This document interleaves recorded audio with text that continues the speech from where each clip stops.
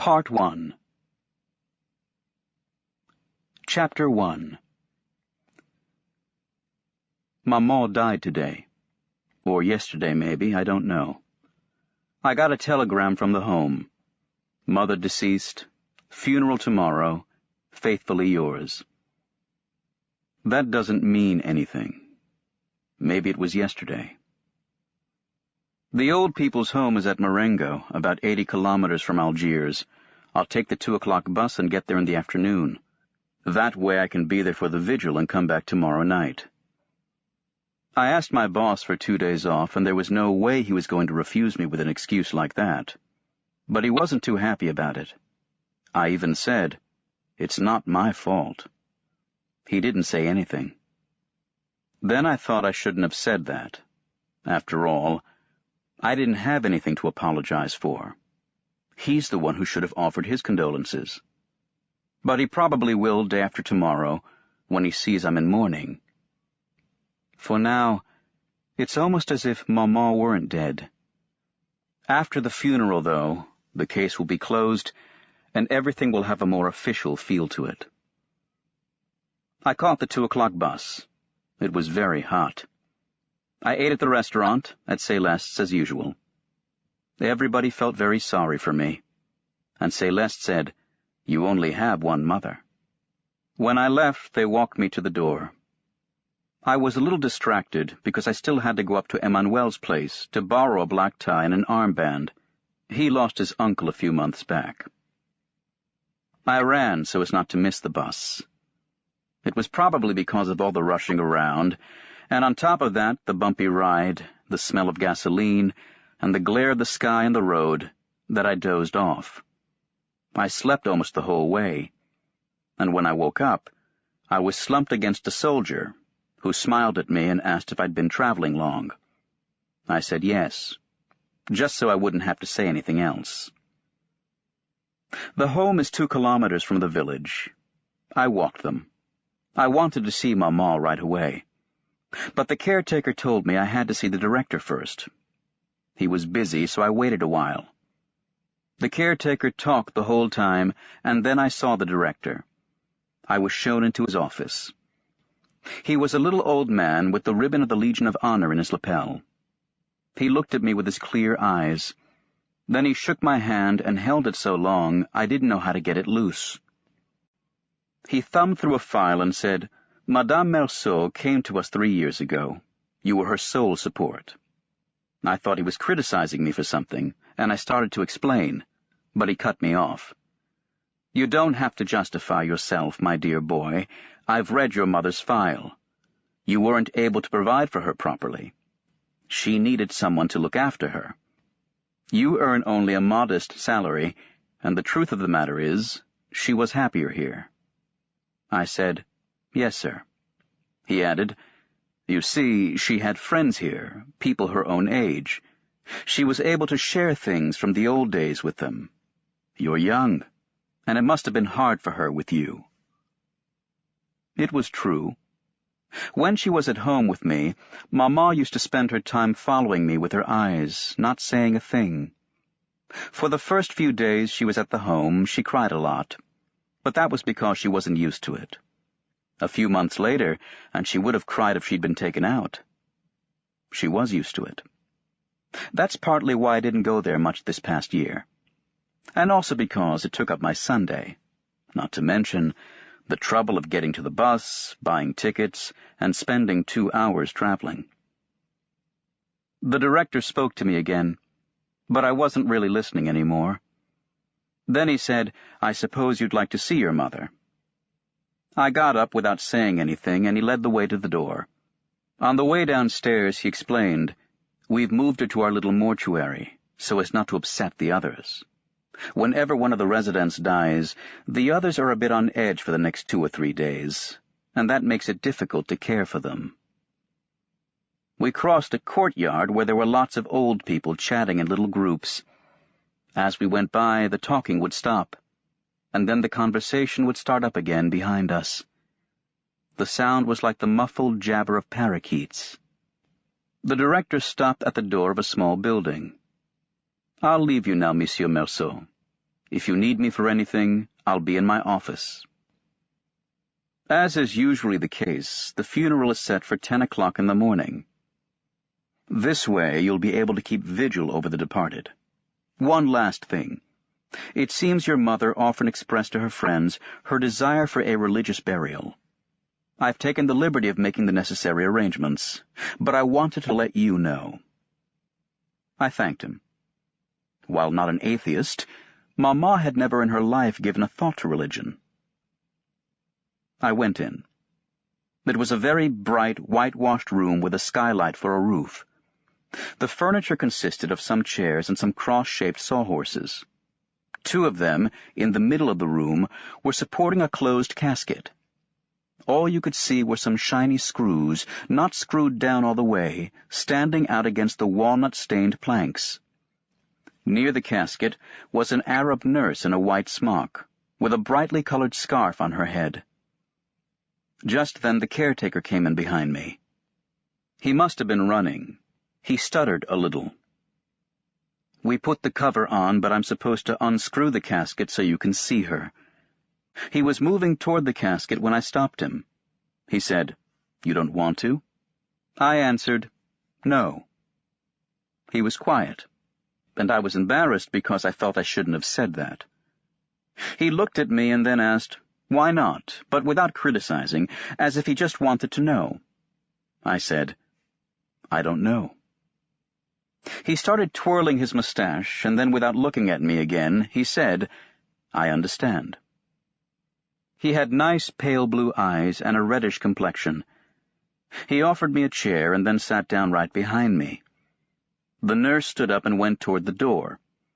At that point, the caretaker said to me, "She's got an abscess." I didn't understand, so I looked over at the nurse and saw that she had a bandage wrapped around her head just below the eyes. Where her nose should have been, the bandage was flat. All you could see of her face was the whiteness of the bandage. When she'd gone, the caretaker said, "I'll leave you alone." I don't know what kind of gesture I made, but he stayed where he was, behind me. Having this presence breathing down my neck was starting to annoy me. The room was filled with beautiful late-afternoon sunlight. 2 hornets were buzzing against the glass roof. I could feel myself getting sleepy. Without turning around, I said to the caretaker, "Have you been here long?" Right away he answered, 5 years, as if he'd been waiting all along for me to ask. After that, he did a lot of talking. He would have been very surprised if anyone had told him he would end up caretaker at the Marengo home. He was 64 and came from Paris. At that point, I interrupted him. "Oh, you're not from around here." Then I remembered that before taking me to the director's office, he had talked to me about Maman. He told me that they had to bury her quickly because it gets hot in the plains, especially in this part of the country.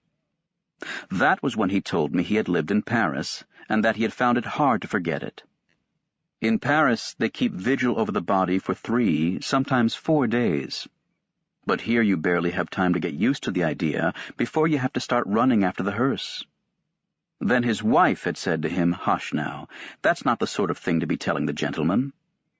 The old man had blushed and apologized. I'd stepped in and said, "No, not at all." I thought what he'd been saying was interesting and made sense. In the little mortuary, he told me that he'd come to the home because he was destitute. He was in good health, so he'd offered to take on the job of caretaker. I pointed out that even so he was still a resident. He said no, he wasn't.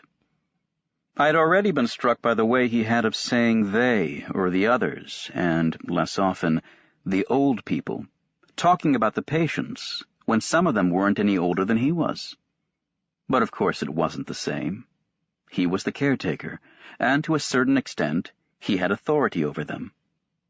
Just then the nurse came in. Night had fallen suddenly. Darkness had gathered quickly above the skylight. The caretaker turned the switch, and I was blinded by the sudden flash of light. He suggested I go to the dining hall for dinner, but I wasn't hungry. Then he offered to bring me a cup of coffee with milk. I like milk in my coffee, so I said yes, and he came back a few minutes later with a tray. I drank the coffee. Then I felt like having a smoke, but I hesitated because I didn't know if I could do it with Maman right there. I thought about it. It didn't matter. I offered the caretaker a cigarette, and we smoked. At one point he said, "You know, your mother's friends will be coming to keep vigil too.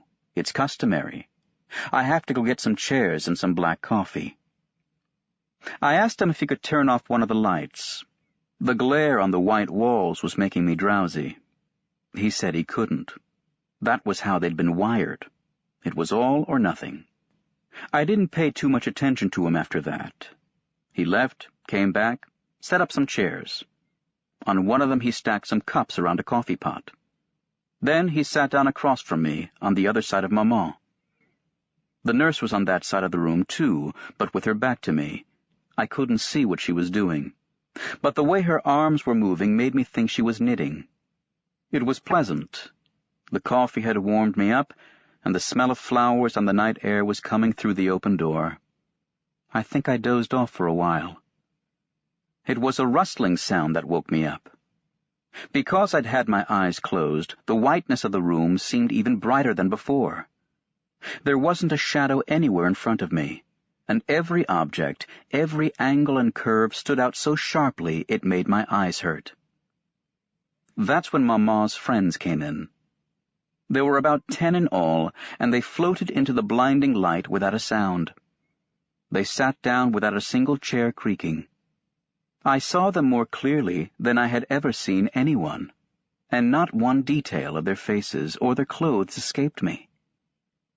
But I couldn't hear them, and it was hard for me to believe they really existed.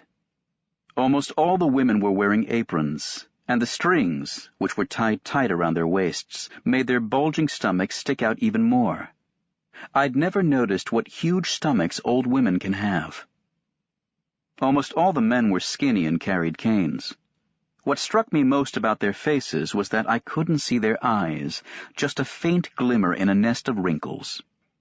When they'd sat down, most of them looked at me and nodded awkwardly, their lips sucked in by their toothless mouths, so that I couldn't tell if they were greeting me or if it was just a nervous tic. I think they were greeting me. It was then that I realized they were all sitting across from me, nodding their heads, grouped around the caretaker. For a second, I had the ridiculous feeling that they were there to judge me. Soon one of the women started crying. She was in the second row, hidden behind one of her companions, and I couldn't see her very well. She was crying softly, steadily, in little sobs. I thought she'd never stop. The others seemed not to hear her. They sat there hunched up, gloomy and silent. They would look at the casket, or their canes, or whatever else, but that was all they would look at. The woman kept on crying. It surprised me because I didn't know who she was. I wished I didn't have to listen to her anymore, but I didn't dare say anything. The caretaker leaned over and said something to her, but she shook her head, mumbled something, and went on crying as much as before.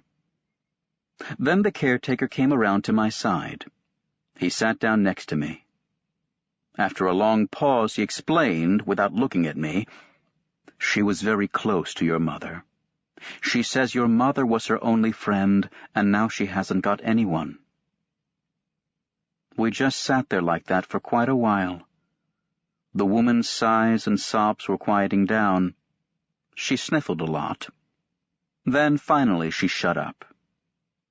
I didn't feel drowsy anymore, but I was tired and my back was hurting me. Now it was all these people not making a sound that was getting on my nerves. Except that every now and then I'd hear a strange noise and I couldn't figure out what it was.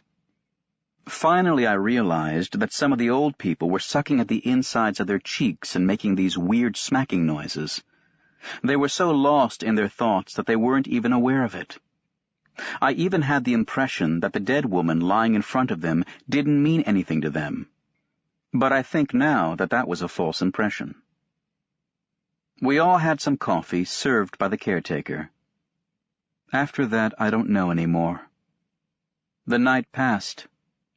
I remember opening my eyes at one point and seeing that all the old people were slumped over asleep, except for one old man, with his chin resting on the back of his hands wrapped around his cane, who was staring at me as if he were just waiting for me to wake up. Then I dozed off again. I woke up because my back was hurting more and more. Dawn was creeping up over the skylight. Soon afterwards, one of the old men woke up and coughed a lot.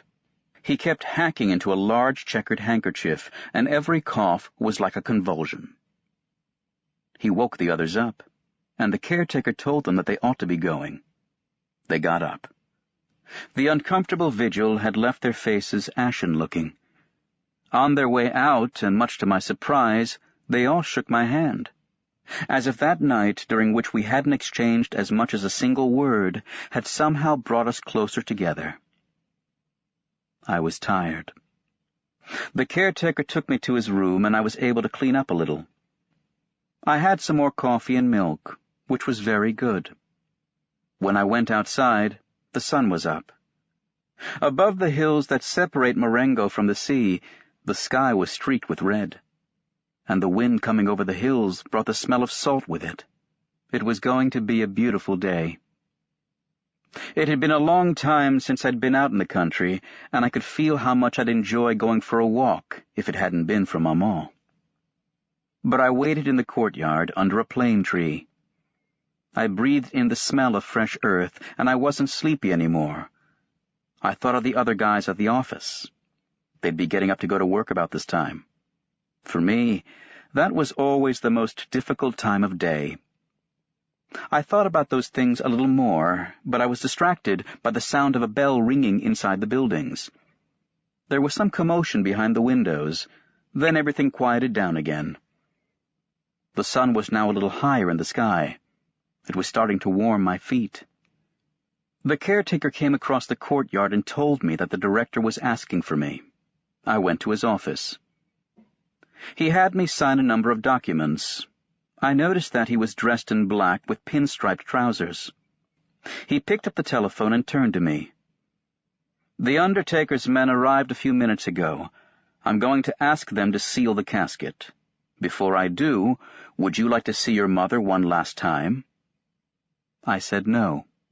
He gave the order into the telephone, lowering his voice.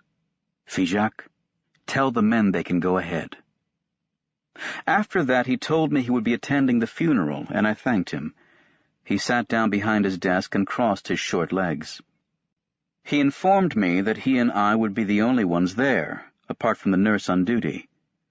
The residents usually weren't allowed to attend funerals. He only let them keep the vigil. "It's more humane that way," he remarked. But in this case, he'd given one of Mother's old friends, Thomas Perez, permission to join the funeral procession. At that the director smiled. He said, "I'm sure you understand. It's a rather childish sentiment, but he and your mother were almost inseparable. The others used to tease them and say, 'Perez has a fiancée.' He'd laugh. They enjoyed it. And the truth is, he's taking Madame Merceau's death very hard. I didn't think I could rightfully refuse him permission, but on the advice of our visiting physician, I did not allow him to keep the vigil last night." We didn't say anything for quite a long time. The director stood up and looked out the window of his office. A moment later he said, "Here's the priest from Marengo already. He's early." He warned me that it would take at least 3/4 of an hour to walk to the church, which is in the village itself. We went downstairs. Out in front of the building stood the priest and 2 altar boys. One of them was holding a censer, and the priest was leaning toward him, adjusting the length of its silver chain. As we approached, the priest straightened up. He called me my son and said a few words to me. He went inside. I followed. I noticed right away that the screws on the casket had been tightened, and that there were 4 men wearing black in the room. The director was telling me that the hearse was waiting out in the road, and at the same time I could hear the priest beginning his prayers. From then on, everything happened very quickly. The men moved toward the casket with a pole. The priest, his acolytes, the director, and I all went outside. A woman I didn't know was standing by the door. "Monsieur Merceau?" the director said. I didn't catch the woman's name. I just understood that she was the nurse assigned by the home. Without smiling, she lowered her long, gaunt face. Then we stepped aside to make way for the body. We followed the pallbearers and left the home. Outside the gate stood the hearse. Varnished, glossy, and oblong, it reminded me of a pencil box. Next to it was the funeral director, a little man in a ridiculous get-up, and an awkward, embarrassed-looking old man.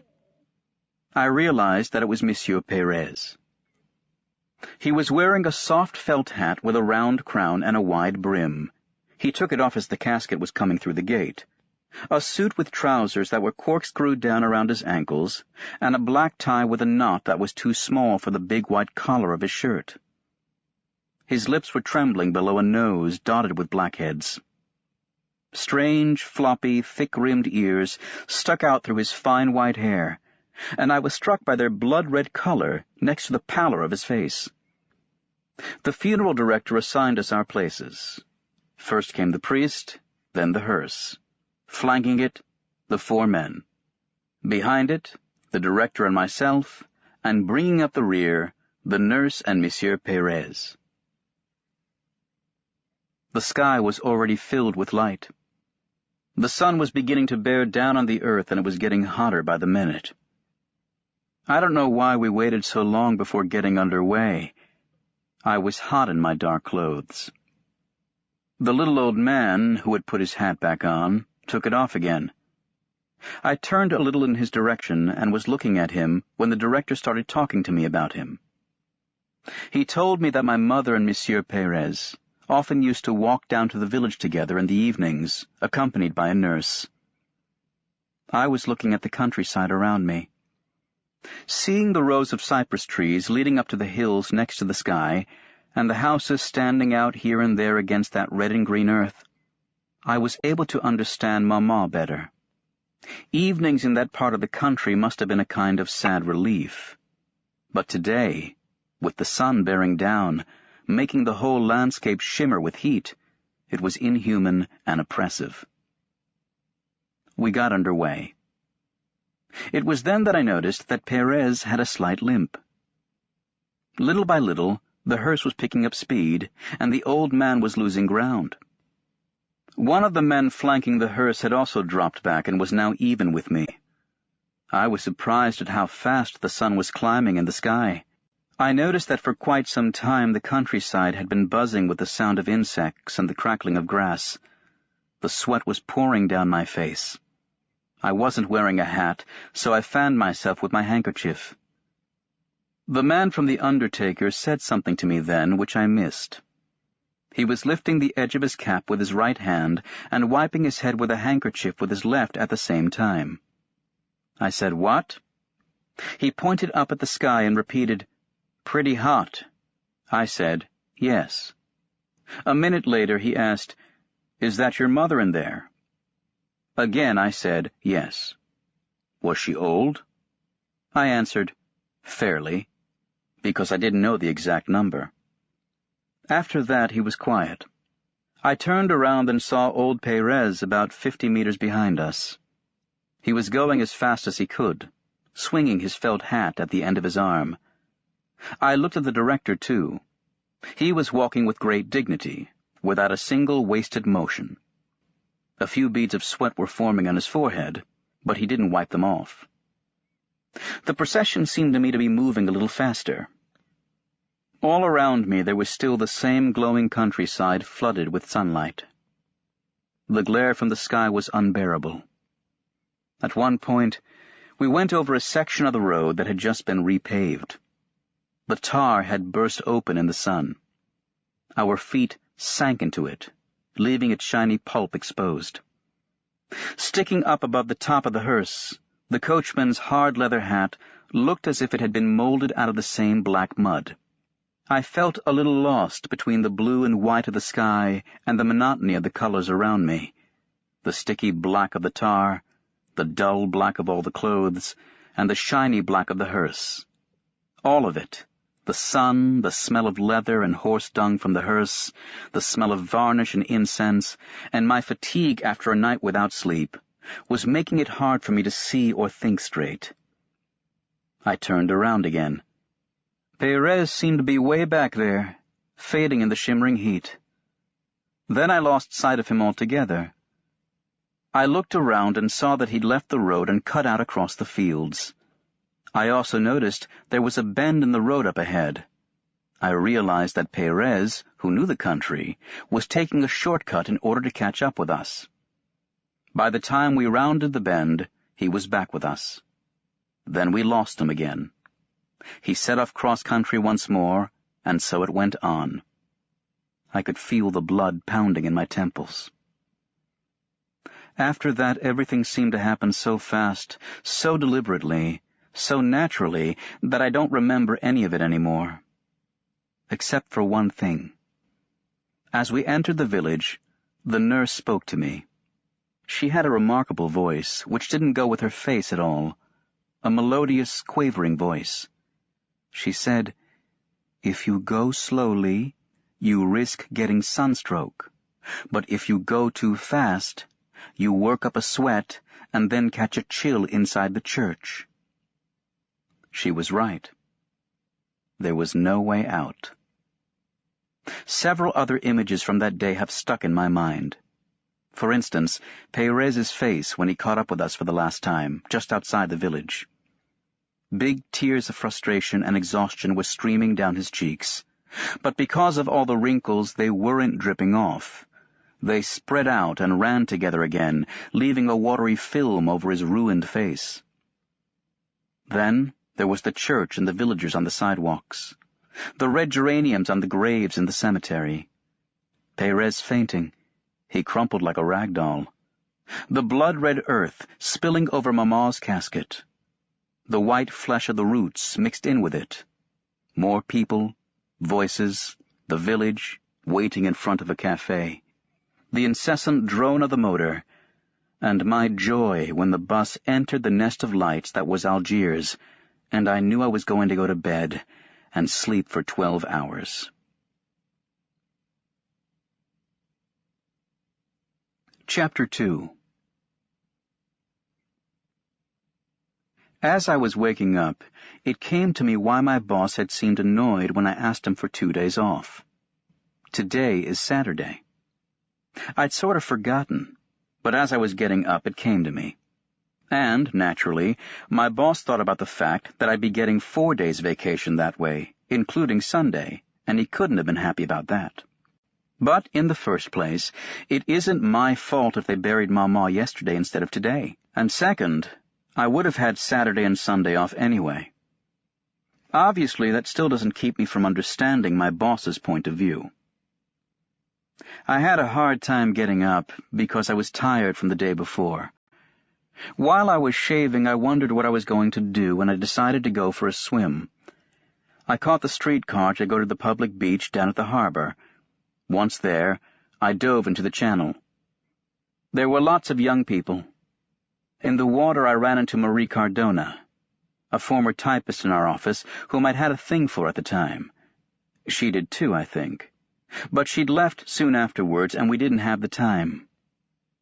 I helped her onto a float, and as I did, I brushed against her breasts. I was still in the water when she was already lying flat on her stomach on the float. She turned toward me. Her hair was in her eyes, and she was laughing. I hoisted myself up next to her. It was nice, and, sort of joking around, I let my head fall back and rest on her stomach. She didn't say anything, so I left it there. I had the whole sky in my eyes, and it was blue and gold. On the back of my neck I could feel Marie's heart beating softly. We lay on the float for a long time, half asleep. When the sun got too hot, she dove off, and I followed. I caught up with her, put my arm around her waist, and we swam together. She laughed the whole time. On the dock, while we were drying ourselves off, she said, "I'm darker than you." I asked her if she wanted to go to the movies that evening. She laughed again and told me there was a Fernandel movie she'd like to see. Once we were dressed, she seemed very surprised to see I was wearing a black tie, and she asked me if I was in mourning. I told her Maman had died. She wanted to know how long ago, so I said, yesterday. She gave a little start, but didn't say anything.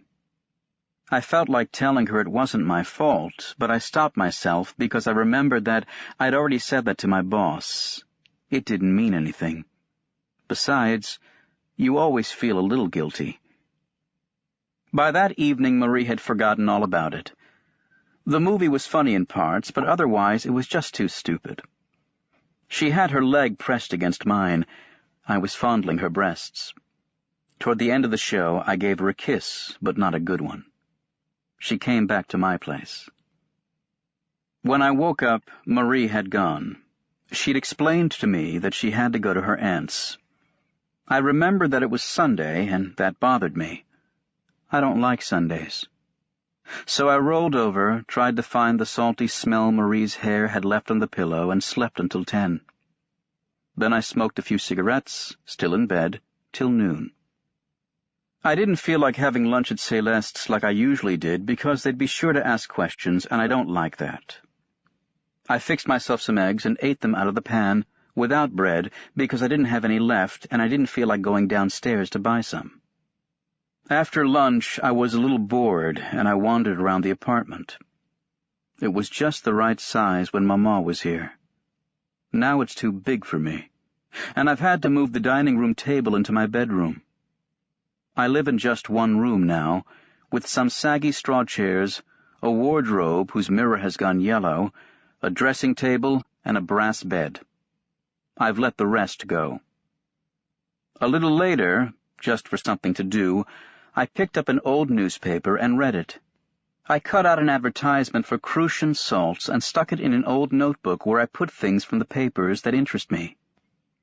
I also washed my hands, and then I went out onto the balcony. My room looks out over the main street in the neighborhood. It was a beautiful afternoon. Yet the pavement was wet and slippery, and what few people there were in a hurry. First, it was families out for a walk. 2 little boys in sailor suits, with trousers below the knees, looking a little cramped in their stiff clothes, and a little girl with a big pink bow and black patent leather shoes. Behind them, an enormous mother, in a brown silk dress, and the father, a rather frail little man I know by sight. He had on a straw hat and a bow tie and was carrying a walking stick. Seeing him with his wife, I understood why people in the neighborhood said he was distinguished. A little later, the local boys went by, hair greased back, red ties, tight-fitting jackets, with embroidered pocket handkerchiefs and square-toed shoes. I thought they must be heading to the movies in town. That was why they were leaving so early and hurrying toward the streetcar, laughing loudly. After them, the street slowly emptied out. The matinees had all started, I guess. The only ones left were the shopkeepers and the cats. The sky was clear but dull above the fig trees lining the street. On the sidewalk across the way, the tobacconist brought out a chair, set it in front of his door, and straddled it, resting his arms on the back. The streetcars, packed a few minutes before, were almost empty. In the little café Chez Pierrot, next door to the tobacconist's, the waiter was sweeping up the sawdust in the deserted restaurant inside. It was Sunday, all right. I turned my chair around and set it down like the tobacconist's, because I found that it was more comfortable that way. I smoked a couple of cigarettes, went inside to get a piece of chocolate, and went back to the window to eat it. Soon after that, the sky grew dark, and I thought we were in for a summer storm. Gradually, though, it cleared up again. But the passing clouds had left a hint of rain hanging over the street, which made it look darker.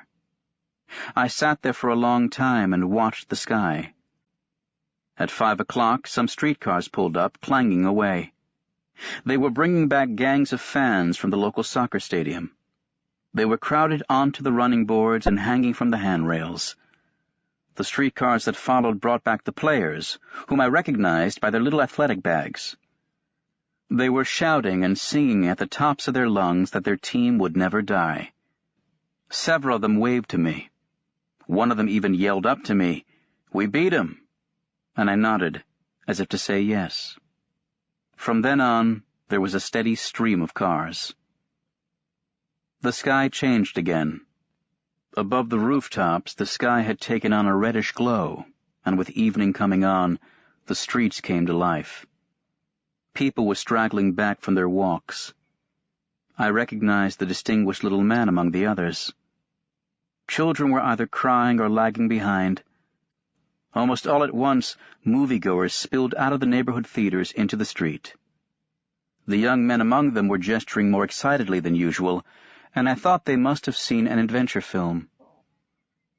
The ones who had gone to the movies in town came back a little later. They looked more serious. They were still laughing, but only now and then, and they seemed tired and dreamy.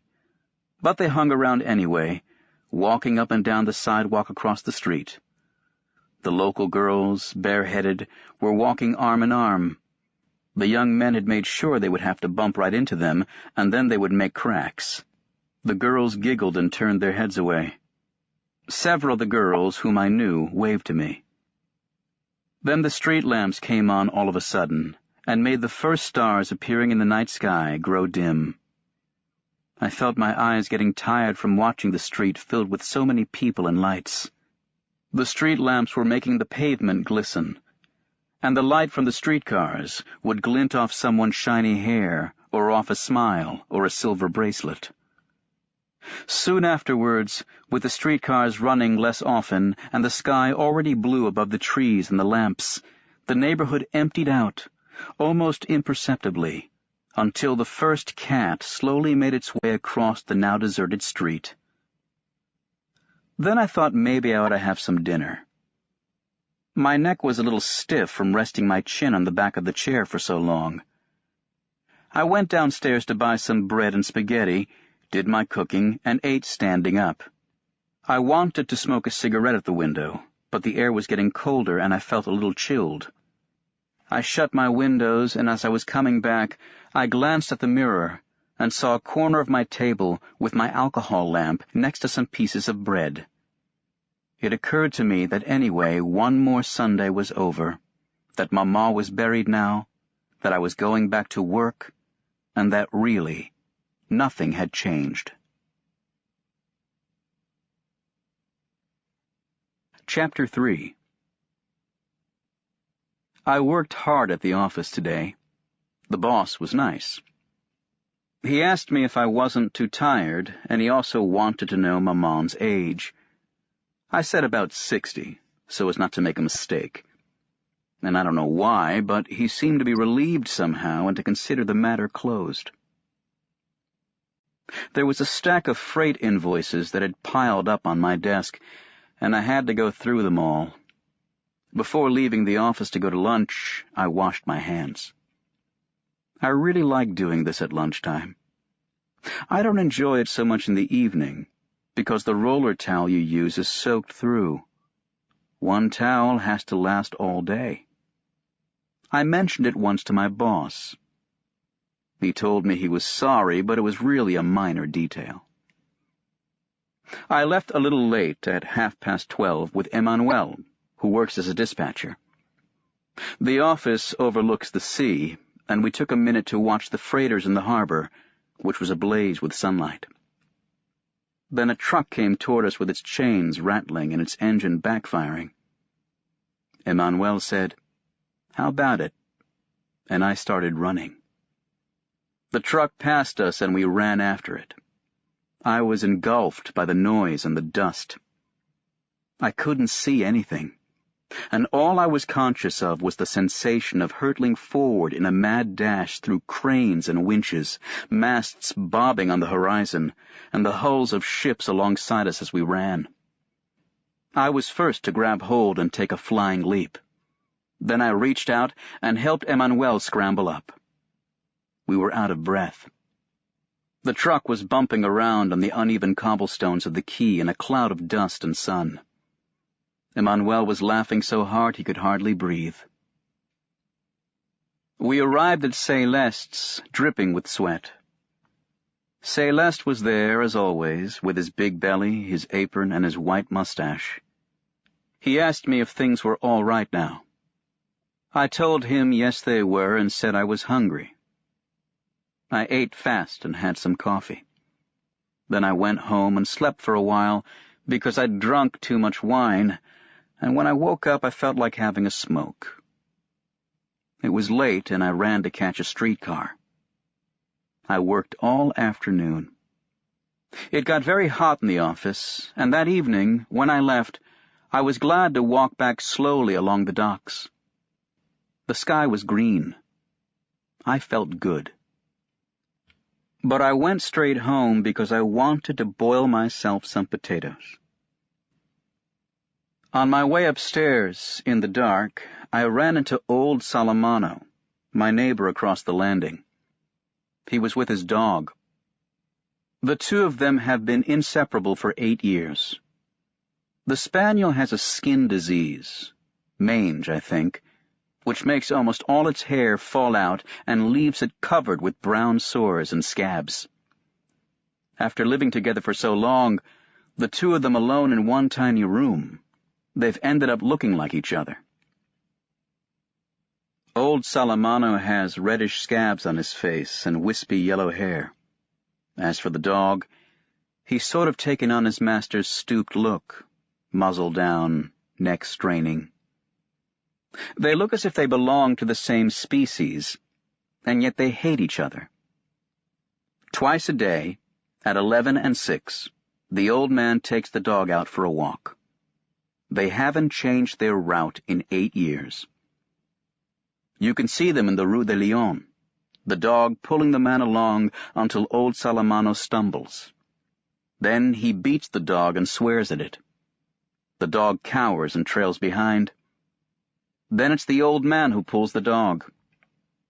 Once the dog has forgotten, it starts dragging its master along again, and again gets beaten and sworn at. Then they both stand there on the sidewalk and stare at each other, the dog in terror, the man in hatred. It's the same thing every day. When the dog wants to urinate, the old man won't give him enough time and yanks at him, so that the spaniel leaves behind a trail of little drops. If the dog has an accident in the room, it gets beaten again.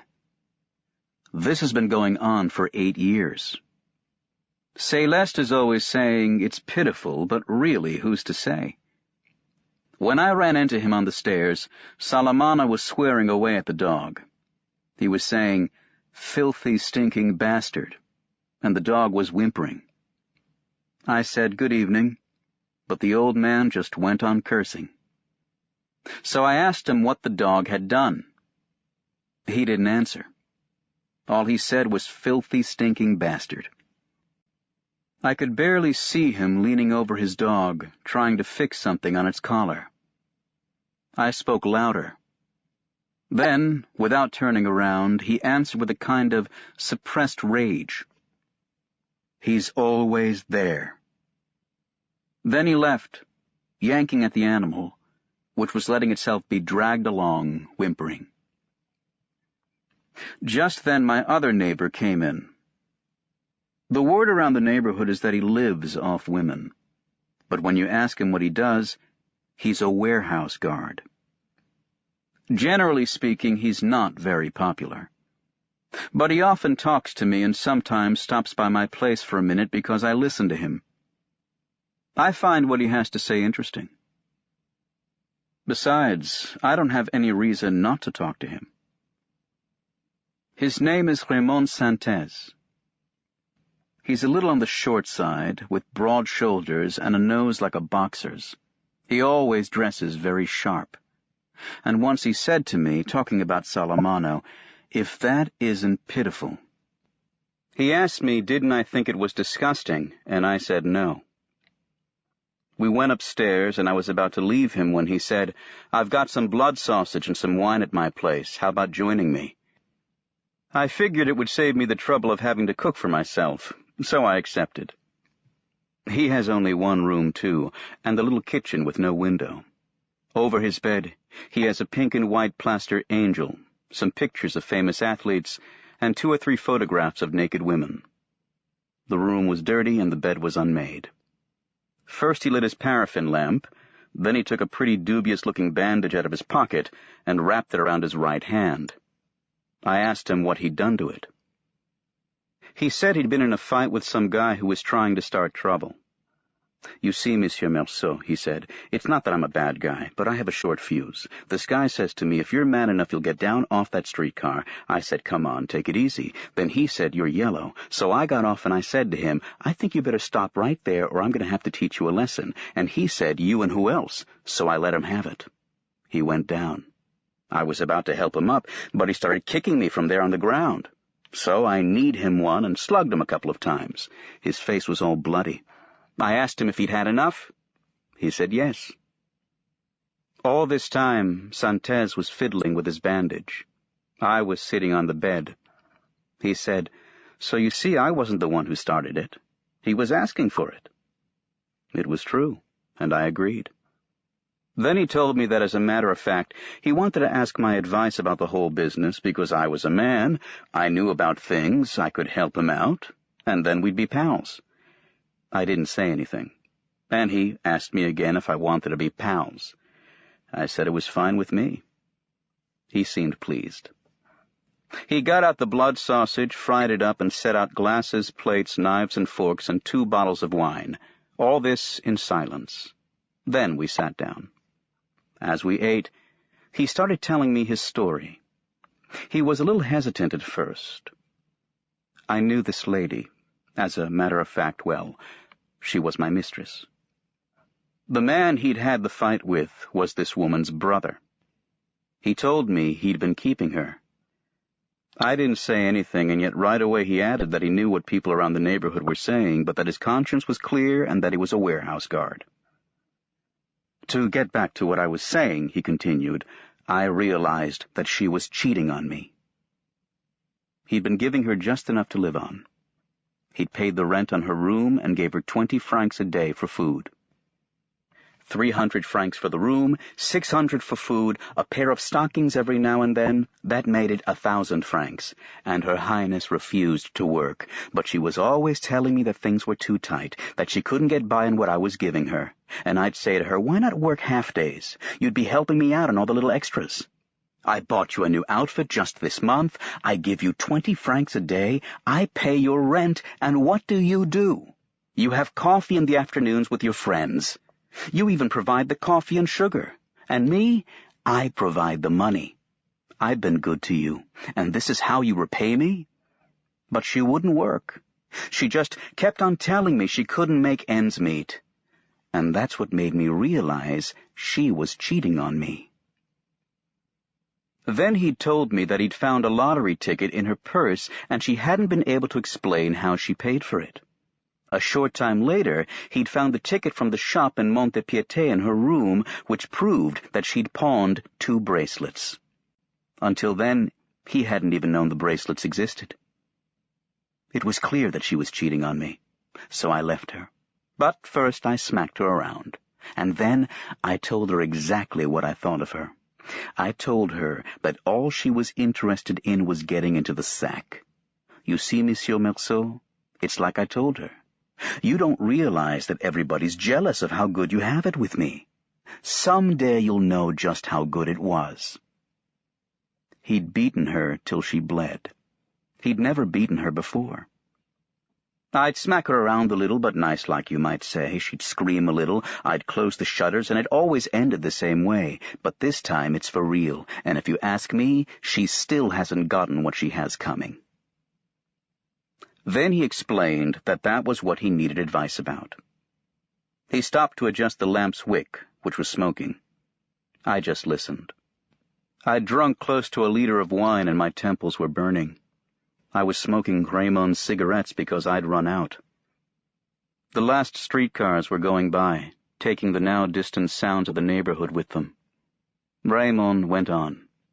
What bothered him was that he still had sexual feelings for her, but he wanted to punish her. First, he'd thought of taking her to a hotel and calling the vice squad to cause a scandal and have her listed as a common prostitute. After that, he'd looked up some of his underworld friends, but they didn't come up with anything. As Raymond pointed out to me, a lot of good it does being in the underworld. He'd said the same thing to them, and then they'd suggested marking her. But that wasn't what he wanted. He was going to think about it. But first he wanted to ask me something. Before he did, though, he wanted to know what I thought of the whole thing. I said I didn't think anything but that it was interesting. He asked if I thought she was cheating on him, and it seemed to me she was, if I thought she should be punished, and what I would do in his place, and I said you can't ever be sure, but I understood his wanting to punish her.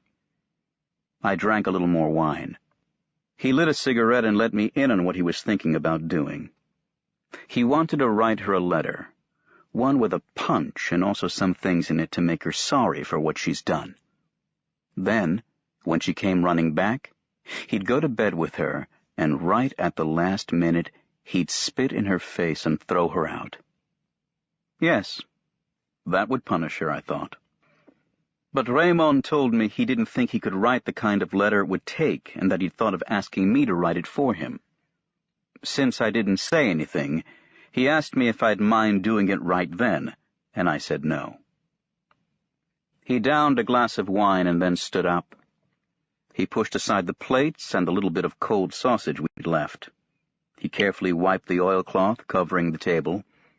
Then from a drawer in his night table, he took out a sheet of paper, a yellow envelope, a small red pen box, and a square bottle with purple ink in it. When he told me the woman's name, I realized she was Moorish.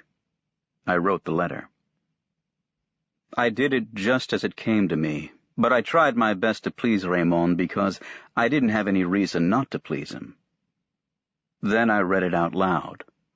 He listened, smoking and nodding his head. Then he asked me to read it again. He was very pleased. He said, I could tell you knew about these things. I didn't notice at first, but he had stopped calling me monsieur. It was only when he announced, now you're a pal, Meursault, and said it again, that it struck me. He repeated his remark, and I said yes. I didn't mind being his pal, and he seemed set on it. He sealed the letter, and we finished off the wine. Then we sat and smoked for a while without saying anything. Outside, everything was quiet. We heard the sound of a car passing. I said, it's late. Raymond thought so too. He remarked how quickly the time passed, and in a way it was true. I felt sleepy, but it was hard for me to get up. I must have looked tired, because Raymond told me not to let things get to me. At first I didn't understand. Then he explained that he'd heard about Maman's death, but that it was one of those things that was bound to happen sooner or later. I thought so too. I got up. Raymond gave me a very firm handshake and said that men always understand each other. I left his room, closing the door behind me, and paused for a minute in the dark on the landing. The house was quiet, and a breath of dark, dank air wafted up from deep in the stairwell. All I could hear was the blood pounding in my ears. I stood there, motionless, and in old Salamano's room, the dog whimpered softly. Chapter 4. I worked hard all week. Raymond stopped by and told me he'd sent the letter. I went to the movies twice with Emmanuel, who doesn't always understand what's going on the screen, so you have to explain things to him. Yesterday was Saturday, and Marie came over as we'd planned. I wanted her so bad when I saw her in that pretty red and white striped dress and leather sandals. You could make out the shape of her firm breasts, and her tan made her face look like a flower. We caught a bus and went a few kilometers outside Algiers, to a beach with rocks on either end, bordered by shore grass on the land side. The 4 o'clock sun wasn't too hot, but the water was warm, with slow, gently lapping waves. Marie taught me a game. As you swam, you had to skim off the foam from the crest of the waves with your mouth, hold it there, then roll over on your back and spout it out toward the sky. This made a delicate froth which disappeared into the air or fell back in a warm spray over my face. But after a while my mouth was stinging with the salty bitterness. Then Marie swam over to me and pressed herself against me in the water. She put her lips on mine. Her tongue cooled my lips, and we tumbled in the waves for a moment. When we'd gotten dressed again on the beach, Marie looked at me with her eyes sparkling. I kissed her. We didn't say anything more from that point on. I held her to me, and we hurried to catch a bus, get back, go to my place, and throw ourselves onto my bed. I'd left my window open, and the summer night air flowing over our brown bodies felt good. That morning Marie stayed, and I told her that we would have lunch together. I went downstairs to buy some meat. On my way back upstairs, I heard a woman's voice in Raymond's room. A little later, old Salamano growled at his dog. We heard the sound of footsteps and claws on the wooden stairs, and then, lousy, stinking bastard, and they went down into the street. I told Marie all about the old man, and she laughed. She was wearing a pair of my pajamas with the sleeves rolled up. When she laughed, I wanted her again. A minute later, she asked me if I loved her. I told her it didn't mean anything, but that I didn't think so. She looked sad. But as we were fixing lunch, and for no apparent reason, she laughed in such a way that I kissed her. It was then that we heard what sounded like a fight break out in Raymond's room. First we heard a woman's shrill voice, and then Raymond saying, you used me, I'll teach you to use me." There were some thuds, and the woman screamed, but in such a terrifying way that the landing immediately filled with people. Marie and I went to see, too. The woman was still shrieking, and Raymond was still hitting her. Marie said it was terrible, and I didn't say anything. She asked me to go find a policeman, but I told her I didn't like cops. One showed up anyway with the tenant from the 3rd floor, who's a plumber. The cop knocked on the door, and we couldn't hear anything anymore. He knocked harder, and after a minute, the woman started crying, and Raymond opened the door. He had a cigarette in his mouth and an innocent look on his face. The girl rushed to the door and told the policeman that Raymond had hit her. "What's your name?" the cop said. Raymond told him. "Take that cigarette out of your mouth when you're talking to me," the cop said. Raymond hesitated, looked at me, and took a drag on his cigarette. Right then, the cop slapped him. A thick, heavy smack right across the face. The cigarette went flying across the landing. The look on Raymond's face changed, but he didn't say anything for a minute. And then he asked, in a meek voice, if he could pick up his cigarette. The cop said to go ahead and added, "Next time you'll know better than to clown around with a policeman." Meanwhile, the girl was crying, and she repeated, "He beat me up. He's a pimp." "Officer," Raymond asked, "is that legal, calling a man a pimp like that?" But the cop ordered him to shut his trap. Then Raymond turned to the girl and said, "You just wait, sweetheart. We're not through yet." The cop told him to knock it off and said that the girl was to go and he was to stay in his room and wait to be summoned to the police station. He also said that Raymond ought to be ashamed to be so drunk that he'd have the shakes like that. Then Raymond explained, "I'm not drunk, officer. It's just that I'm here and you're there and I'm shaking. I can't help it." He shut his door and everybody went away. Marie and I were fixing lunch, but she wasn't hungry. I ate almost everything. She left at 1 o'clock, and I slept a while. Around 3 o'clock there was a knock on my door, and Raymond came in. I didn't get up. He sat down on the edge of my bed. He didn't say anything for a minute, and I asked him how it had all gone. He told me that he'd done what he wanted to do, but that she'd slapped him, and so he'd beaten her up. I'd seen the rest.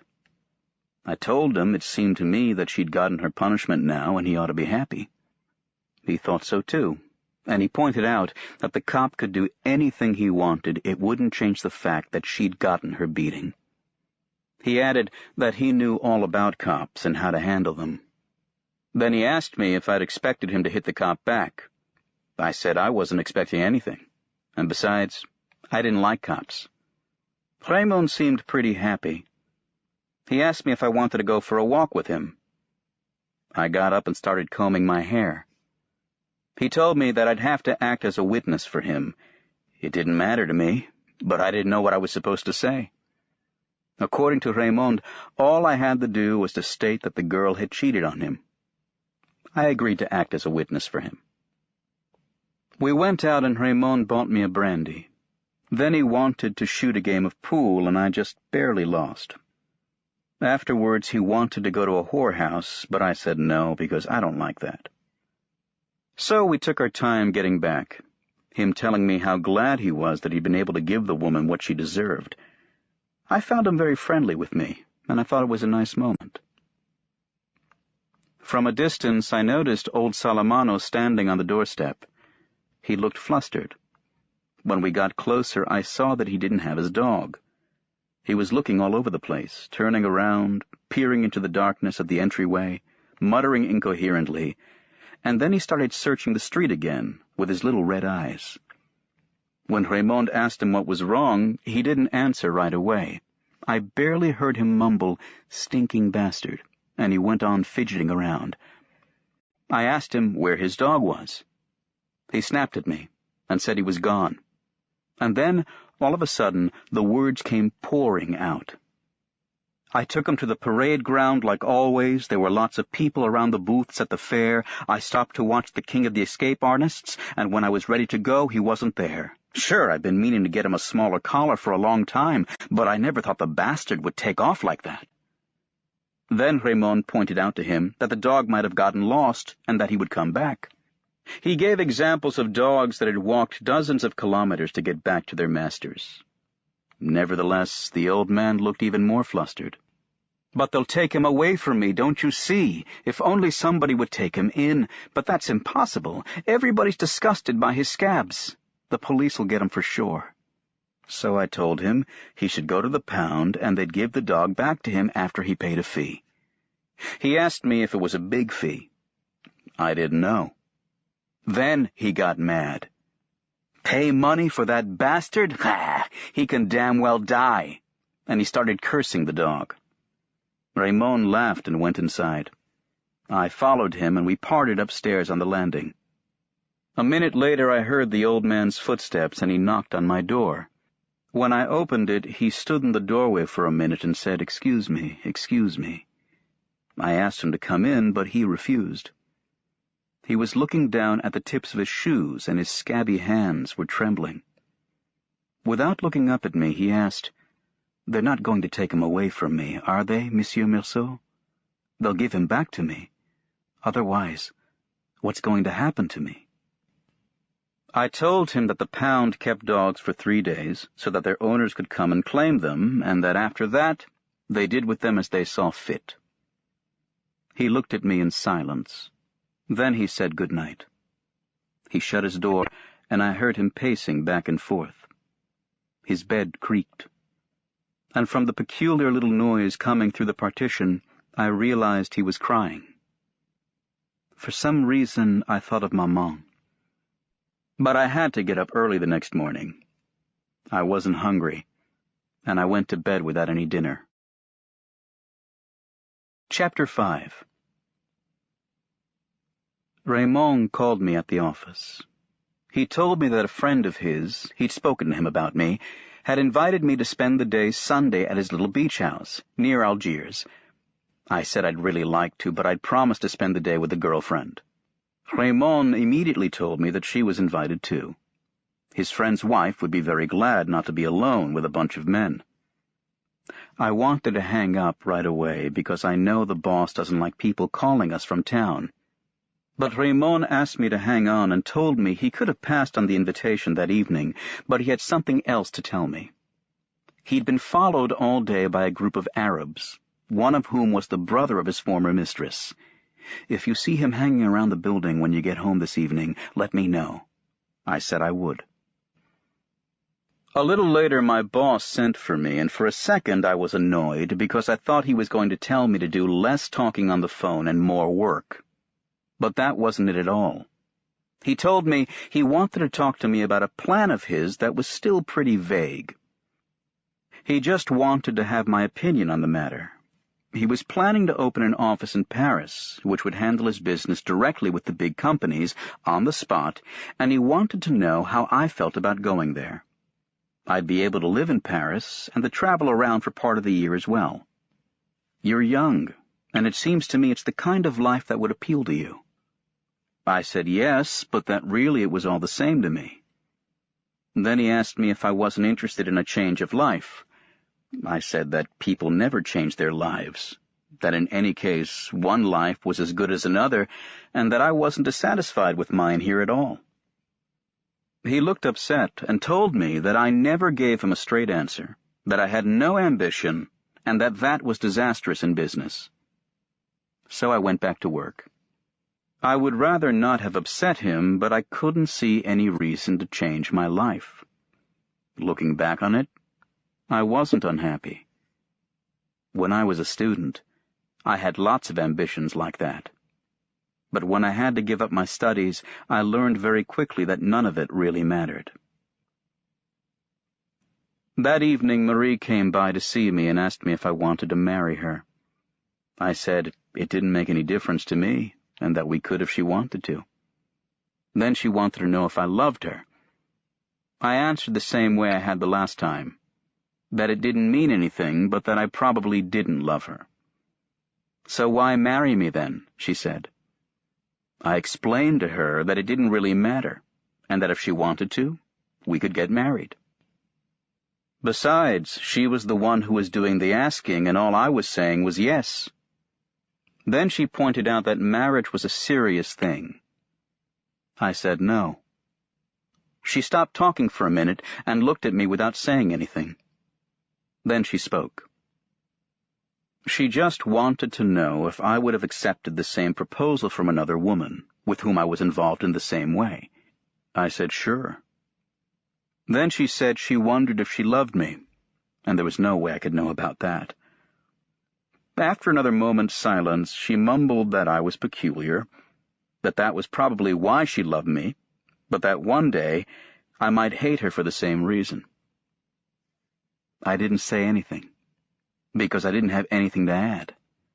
So she took my arm with a smile and said she wanted to marry me. I said we could do it whenever she wanted. Then I told her about my boss's proposition, and she said she'd love to see Paris. I told her that I'd lived there once, and she asked me what it was like. I said it's dirty. Lots of pigeons and dark courtyards. Everybody's pale. Then we went for a walk through the main streets to the other end of town. The women were beautiful, and I asked Marie if she'd noticed. She said yes, and that she understood what I meant. For a while, neither of us said anything. But I wanted her to stay with me, and I told her we could have dinner together at Céleste's. She would have liked to, but she had something to do.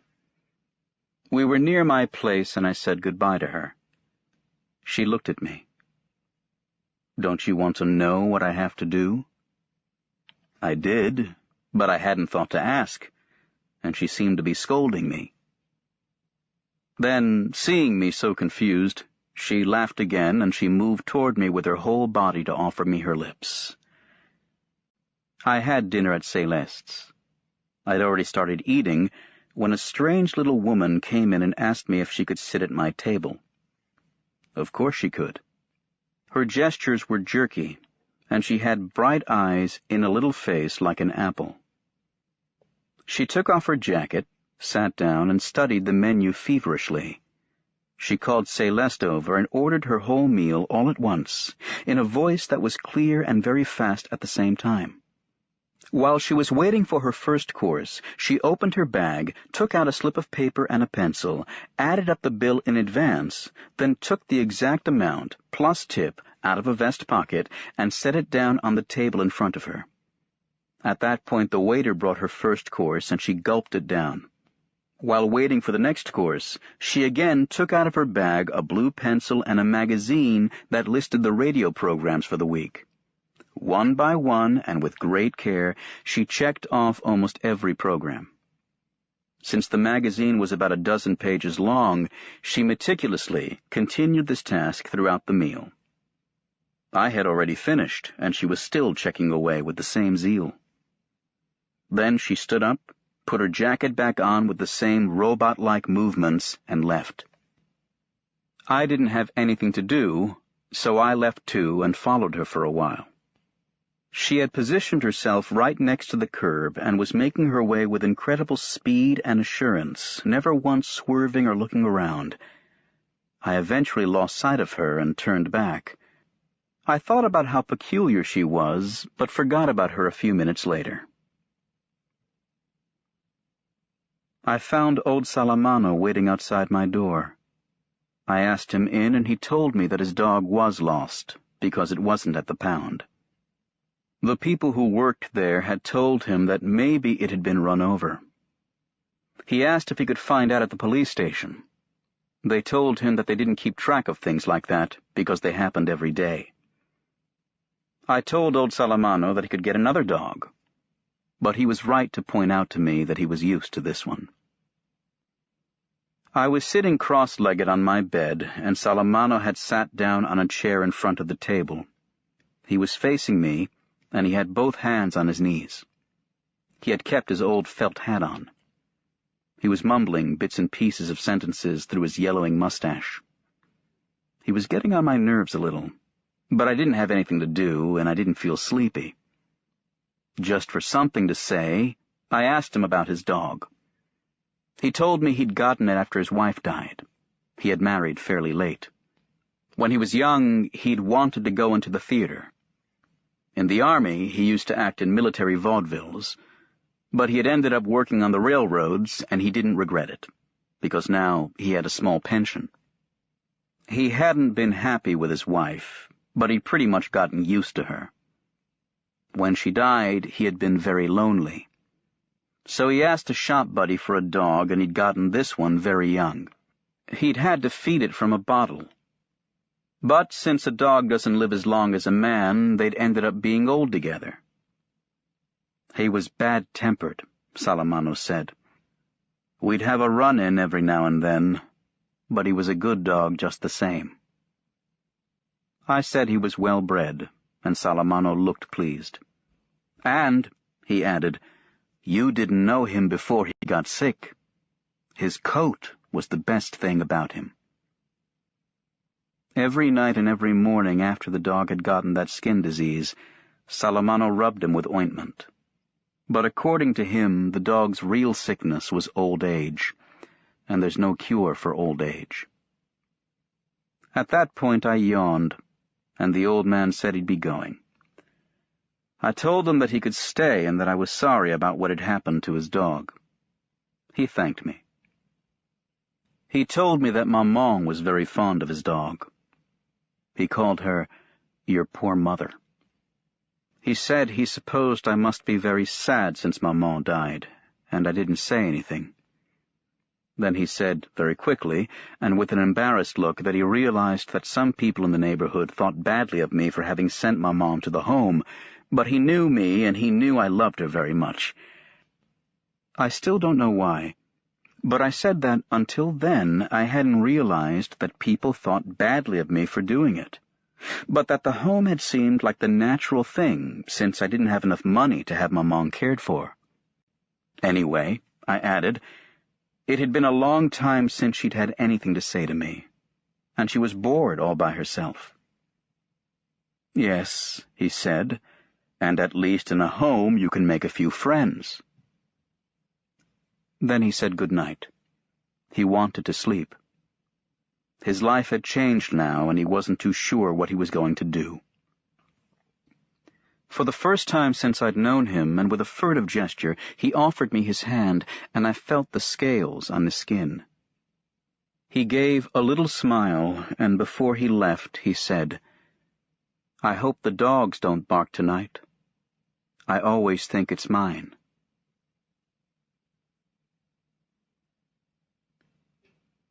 Chapter 6. I had a hard time waking up on Sunday, and Marie had to call me and shake me. We didn't eat anything because we wanted to get to the beach early. I felt completely drained and I had a slight headache. My cigarette tasted bitter. Marie made fun of me because she said I had on a funeral face. She had put on a white linen dress and let her hair down. I told her she was beautiful, and she laughed with delight. On our way downstairs, we knocked on Raymond's door. He told us he'd be right down. Once out in the street, because I was so tired, and also because we hadn't opened the blinds, the day, already bright with sun, hit me like a slap in the face. Marie was jumping with joy and kept on saying what a beautiful day it was. I felt a little better, and I noticed that I was hungry. I told Marie, who pointed to her oilcloth bag where she'd put our bathing suits and a towel. I just had to wait, and then we heard Raymond shutting his door. He had on blue trousers and a white short-sleeved shirt. But he'd put on a straw hat, which made Marie laugh, and his forearms were all white under the black hairs. I found it a little repulsive. He was whistling as he came down the stairs, and he seemed very cheerful. He said, "Good morning, old man," to me, and called Marie Mademoiselle. The day before, we'd gone to the police station, and I'd testified that the girl had cheated on Raymond. He'd gotten off with a warning. They didn't check out my statement. Outside the front door, we talked about it with Raymond, and then we decided to take the bus. The beach wasn't very far, but we'd get there sooner that way. Raymond thought his friend would be glad to see us get there early. We were just about to leave when all of a sudden Raymond motioned to me to look across the street. I saw a group of Arabs leaning against the front of the tobacconist's shop. They were staring at us in silence, but in that way of theirs, as if we were nothing but stones or dead trees. Raymond told me that the second one from the left was his man, and he seemed worried. But, he added, it was all settled now. Marie didn't really understand and asked us what was wrong. I told her that they were Arabs who had it in for Raymond. She wanted to get going right away. Raymond drew himself up and laughed, saying we'd better step on it. We headed toward the bus stop, which wasn't far, and Raymond said that the Arabs weren't following us. I turned around. They were still in the same place, and they were looking with the same indifference at the spot where we'd just been standing. We caught the bus. Raymond, who seemed very relieved, kept on cracking jokes for Marie. I could tell he liked her, but she hardly said anything to him. Every once in a while she'd look at him and laugh. We got off in the outskirts of Algiers. The beach wasn't far from the bus stop, but we had to cross a small plateau which overlooks the sea and then drops steeply down to the beach. It was covered with yellowish rocks and the whitest asphodels set against the already hard blue of the sky. Marie was having fun scattering the petals, taking big swipes at them with her oilcloth bag. We walked between rows of small houses behind green or white fences, some with their verandas hidden behind the tamarisks, others standing naked among the rocks. Before we reached the edge of the plateau, we could already see the motionless sea, and farther out, a massive, drowsy-looking promontory in the clear water. The faint hum of a motor rose up to us in the still air, and way off, we saw a tiny trawler moving almost imperceptibly across the dazzling sea. Marie gathered some rock irises. From the slope leading down to the beach, we could see that there were already some people swimming. Raymond's friend lived in a little wooden bungalow at the far end of the beach. The back of the house rested up against the rocks, and the pilings that held it up in front went straight down into the water. Raymond introduced us. His friend's name was Masson. He was a big guy, very tall and broad-shouldered, with a plump, sweet little wife with a Parisian accent. Right off he told us to make ourselves at home and said that his wife had just fried up some fish he'd caught that morning. I told him how nice I thought his house was. He told me that he spent Saturdays and Sundays and all his days off there. With my wife, of course, he added. Just then his wife was laughing with Marie. For the first time, maybe, I really thought I was going to get married. Masson wanted to go for a swim, but his wife and Raymond didn't want to come. The three of us went down to the beach and Marie jumped right in. Masson and I waited a little.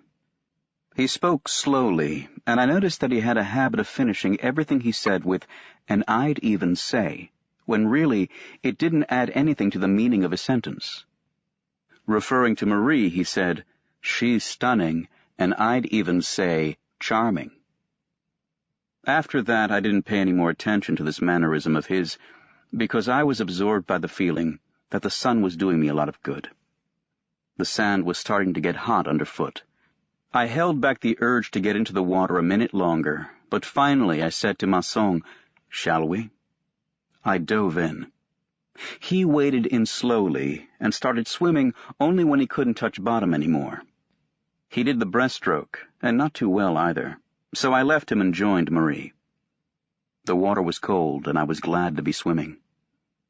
Together again, Marie and I swam out a ways, and we felt a closeness as we moved in unison and were happy. Out in deeper water we floated on our backs, and the sun on my upturned face was drying the last of the water trickling into my mouth. We saw Masson making his way back to the beach to stretch out in the sun. From far away he looked huge. Marie wanted us to swim together. I got behind her to hold her around the waist. She used her arms to move us forward, and I did the kicking. The little splashing sound followed us through the morning air until I got tired. I left Marie and headed back, swimming smoothly and breathing easily. On the beach I stretched out on my stomach alongside Masson and put my face on the sand. I said it was nice, and he agreed. Soon afterwards Marie came back. I rolled over to watch her coming. She was glistening all over with salty water and holding her hair back.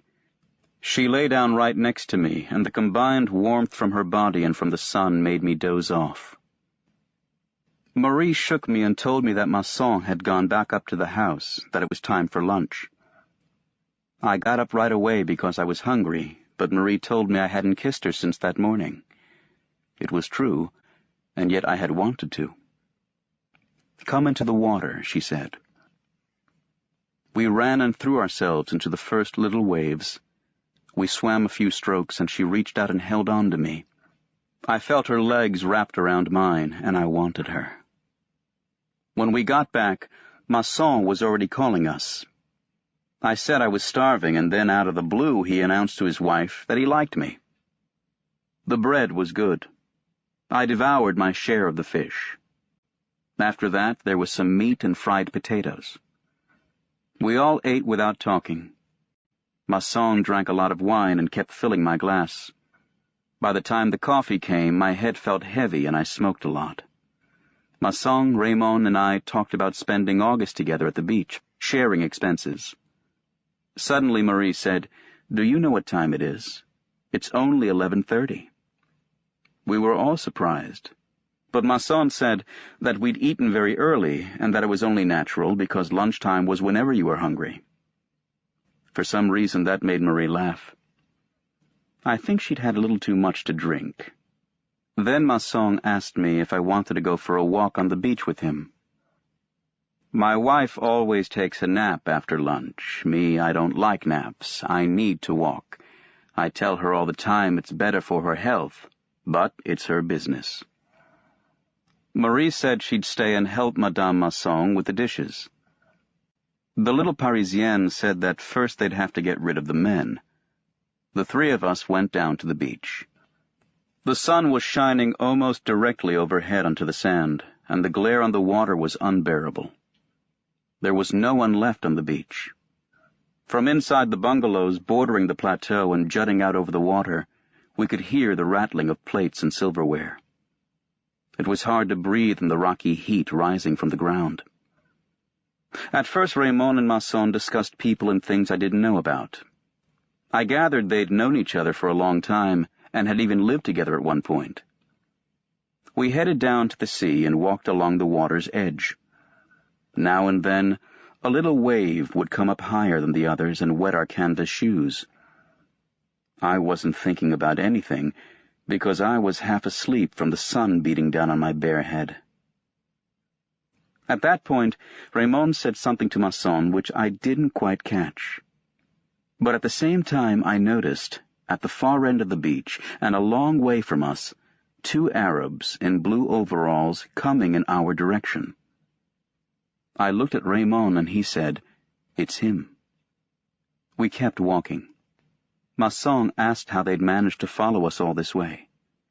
I thought they must have seen us get on the bus with a beach bag, but I didn't say anything. The Arabs were walking slowly, but they were already much closer. We didn't change our pace, but Raymond said, "If there's any trouble, Masson, you take the other one. I'll take care of my man. Meursault, if another one shows up, he's yours." I said, "Yes," and Masson put his hands in his pockets. The blazing sand looked red to me now. We moved steadily toward the Arabs. The distance between us was getting shorter and shorter. When we were just a few steps away from each other, the Arabs stopped. Masson and I slowed down. Raymond went right up to his man. I couldn't hear what he said to him, but the other guy made a move as though he were going to butt him. Then Raymond struck the first blow and called Masson right away.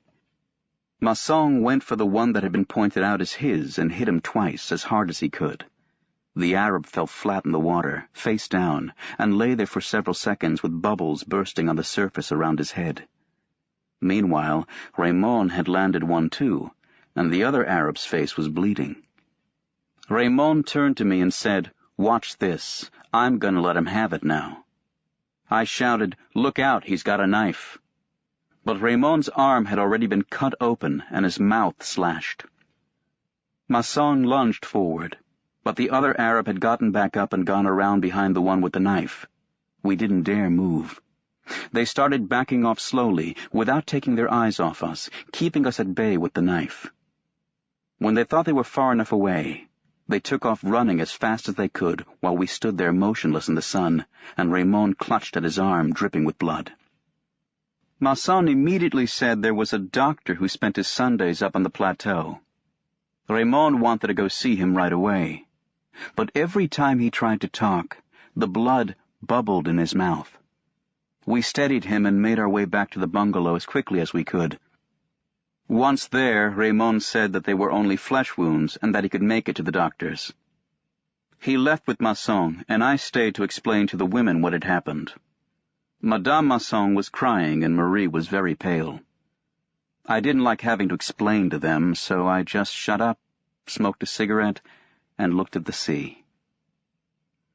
Raymond came back with Masson around 1:30. His arm was bandaged up and he had an adhesive plaster on the corner of his mouth. The doctor had told him that it was nothing, but Raymond looked pretty grim. Masson tried to make him laugh, but he still wouldn't say anything. When he said he was going down to the beach, I asked him where he was going. He said he wanted to get some air. Masson and I said we'd go with him, but that made him angry and he swore at us. Masson said not to argue with him. I followed him anyway. We walked on the beach for a long time. By now the sun was overpowering. It shattered into little pieces on the sand and water. I had the impression that Raymond knew where he was going, but I was probably wrong. At the far end of the beach we finally came to a little spring running down through the sand behind a large rock. There we found our 2 Arabs. They were lying down in their greasy overalls. They seemed perfectly calm and almost content. Our coming changed nothing. The one who had attacked Raymond was looking at him without saying anything. The other one was blowing through a little reed over and over again, watching us out of the corner of his eye. He kept repeating the only 3 notes he could get out of his instrument. The whole time there was nothing but the sun and the silence, with the low gurgling from the spring and the 3 notes.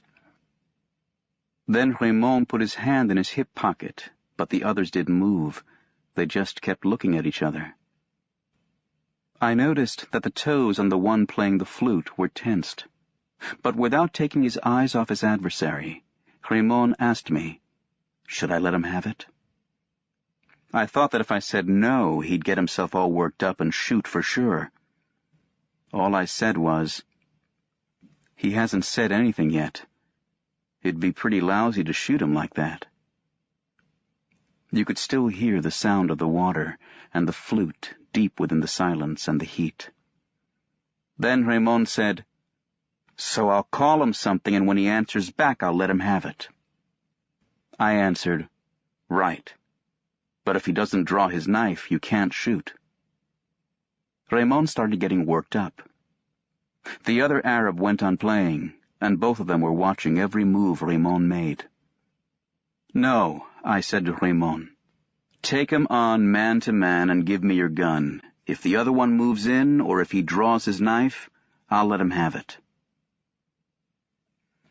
The sun glinted off Raymond's gun as he handed it to me, but we just stood there motionless, as if everything had closed in around us. We stared at each other without blinking, and everything came to a stop there between the sea, the sand, and the sun, and the double silence of the flute and the water. It was then that I realized that you could either shoot or not shoot. But all of a sudden, the Arabs, backing away, slipped behind the rock. So Raymond and I turned and headed back the way we'd come. He seemed better and talked about the bus back. I went with him as far as the bungalow, and as he climbed the wooden steps, I just stood there at the bottom, my head ringing from the sun, unable to face the effort it would take to climb the wooden staircase and face the women again. But the heat was so intense that it was just as bad standing still in the blinding stream falling from the sky. To stay or to go, it amounted to the same thing. A minute later I turned back toward the beach and started walking. There was the same dazzling red glare. The sea gasped for air with each shallow, stifled little wave that broke on the sand. I was walking slowly toward the rocks, and I could feel my forehead swelling under the sun. All that heat was pressing down on me and making it hard for me to go on. And every time I felt a blast of its hot breath strike my face, I gritted my teeth, clenched my fists in my trouser pockets, and strained every nerve in order to overcome the sun and the thick drunkenness it was spilling over me. With every blade of light that flashed off the sand, from a bleached shell or a piece of broken glass, my jaws tightened. I walked for a long time. From a distance I could see the small dark mass of rock surrounded by a blinding halo of light and sea spray.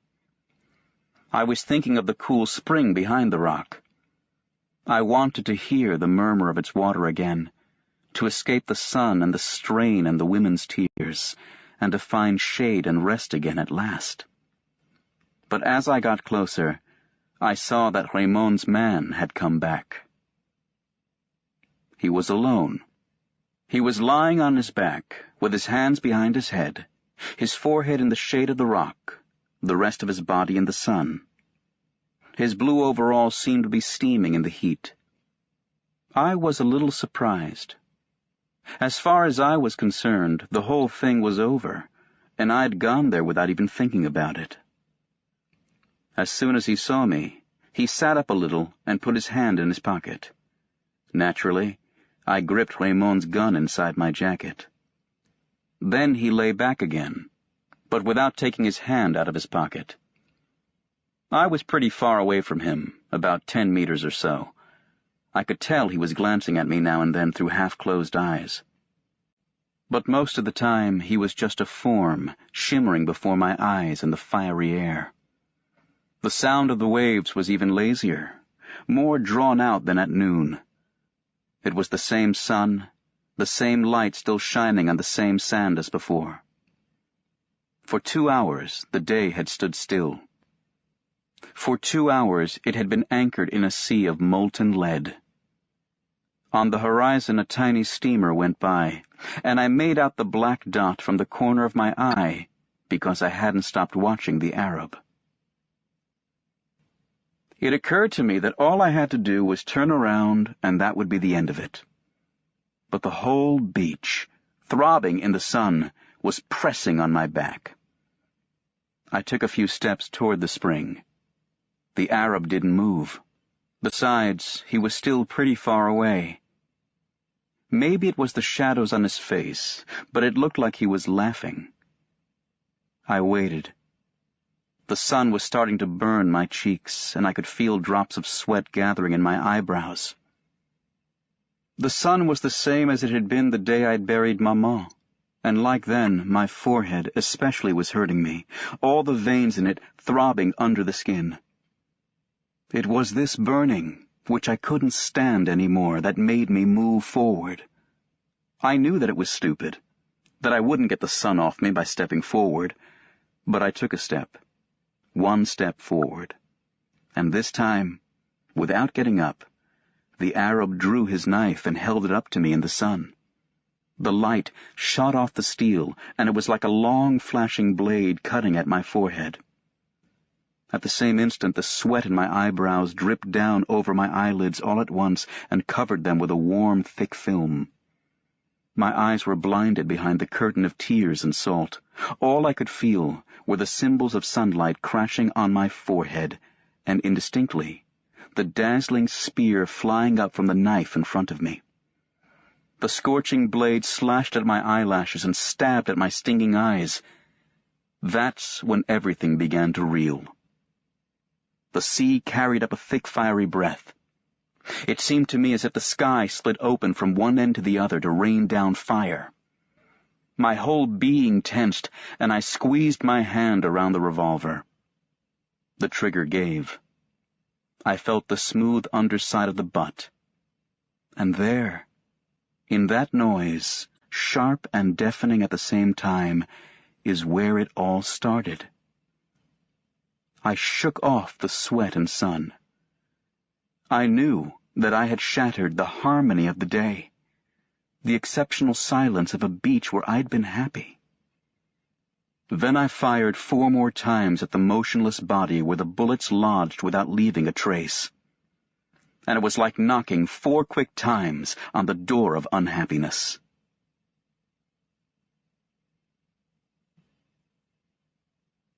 Part 2. Chapter 1.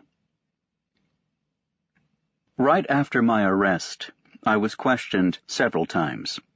But it was just so they could find out who I was, which didn't take long. The first time at the police station, nobody seemed very interested in my case. A week later, however, the examining magistrate looked me over with curiosity. But to get things started, he simply asked my name and address, my occupation, the date and place of my birth. Then he wanted to know if I had hired an attorney. I admitted I hadn't and inquired whether it was really necessary to have one. "Why do you ask?" he said. I said, I thought my case was pretty simple. He smiled and said, "That's your opinion, but the law is the law. If you don't hire an attorney yourself, the court will appoint one." I thought it was very convenient that the court should take care of those details. I told him so. He agreed with me and concluded that it was a good law. At first, I didn't take him seriously. I was led into a curtained room. There was a single lamp on his desk, which was shining on a chair where he had me sit while he remained standing in the shadows. I had read descriptions of scenes like this in books, and it all seemed like a game to me. After our conversation, though, I looked at him and saw a tall, fine-featured man with deep-set blue eyes, a long gray mustache, and lots of thick, almost white hair. He struck me as being very reasonable, and overall quite pleasant, despite a nervous tic which made his mouth twitch now and then. On my way out, I was even going to shake his hand, but just in time, I remembered that I had killed a man. The next day a lawyer came to see me at the prison. He was short and chubby, quite young, his hair carefully slicked back. Despite the heat, I was in my shirt sleeves. He had on a dark suit, a wing collar, and an odd-looking tie with broad black and white stripes. He put the briefcase he was carrying down on my bed, introduced himself, and said he had gone over my file. My case was a tricky one, but he had no doubts we'd win, if I trusted him. I thanked him, and he said, "Let's get down to business." He sat down on the bed and explained to me that there had been some investigations into my private life. It had been learned that my mother had died recently at the home. Inquiries had then been made in Marengo. The investigators had learned that I had shown insensitivity the day of Maman's funeral. "You understand," my lawyer said, "it's a little embarrassing for me to have to ask you this, but it's very important, and it will be a strong argument for the prosecution if I can't come up with some answers." He wanted me to help him. He asked if I had felt any sadness that day. The question caught me by surprise, and it seemed to me that I would have been very embarrassed if I'd had to ask it. Nevertheless, I answered that I had pretty much lost the habit of analyzing myself, and that it was hard for me to tell him what he wanted to know. I probably did love Maman, but that didn't mean anything. At one time or another, all normal people have wished their loved ones were dead. Here the lawyer interrupted me, and he seemed very upset. He made me promise I wouldn't say that at my hearing or in front of the examining magistrate. I explained to him, however, that my nature was such that my physical needs often got in the way of my feelings. The day I buried Maman, I was very tired and sleepy, so much so that I wasn't really aware of what was going on. What I can say for certain is that I would rather Maman hadn't died. But my lawyer didn't seem satisfied. He said, "That's not enough." He thought for a minute. He asked me if he could say that day I had held back my natural feelings. I said no, because it's not true. He gave me a strange look, as if he found me slightly disgusting. He told me in an almost snide way that in any case the director and the staff of the home would be called as witnesses, and that things could get very nasty for me. I pointed out to him that none of this had anything to do with my case, but all he said was that it was obvious I had never had any dealings with the law. He left, looking angry. I wished I could have made him stay, to explain that I wanted things between us to be good. Not so he'd defend me better, but, if I can put it this way, good in a natural way. Mostly I could tell I made him feel uncomfortable. He didn't understand me, and he was sort of holding it against me. I felt the urge to reassure him that I was like everybody else, just like everybody else. But really, there wasn't much point, and I gave up the idea out of laziness. Shortly after that, I was taken before the examining magistrate again. It was 2:00 in the afternoon, and this time his office was filled with sunlight, barely softened by a flimsy curtain. It was very hot. He had me sit down and very politely informed me that, due to unforeseen circumstances, my lawyer had been unable to come. But I had the right to remain silent and to wait for my lawyer's counsel. I said that I could answer for myself. He pressed a button on the table. A young clerk came in and sat down right behind me. The two of us leaned back in our chairs. The examination began. He started out by saying that people were describing me as a taciturn and withdrawn person, and he wanted to know what I thought. I answered, "It's just that I don't have much to say, so I keep quiet."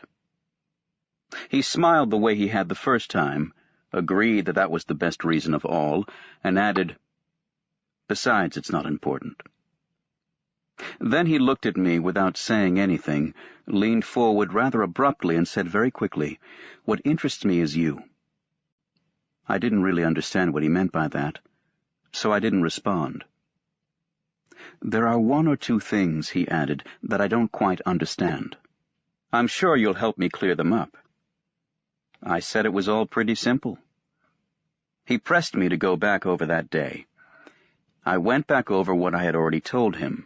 Raymond, the beach, the swim, the quarrel, then back to the beach, the little spring, the sun, and the 5 shots from the revolver. After each sentence he would say, "Fine, fine." When I got to the body lying there, he nodded and said, good. But I was tired of repeating the same story over and over. It seemed as if I had never talked so much in my life.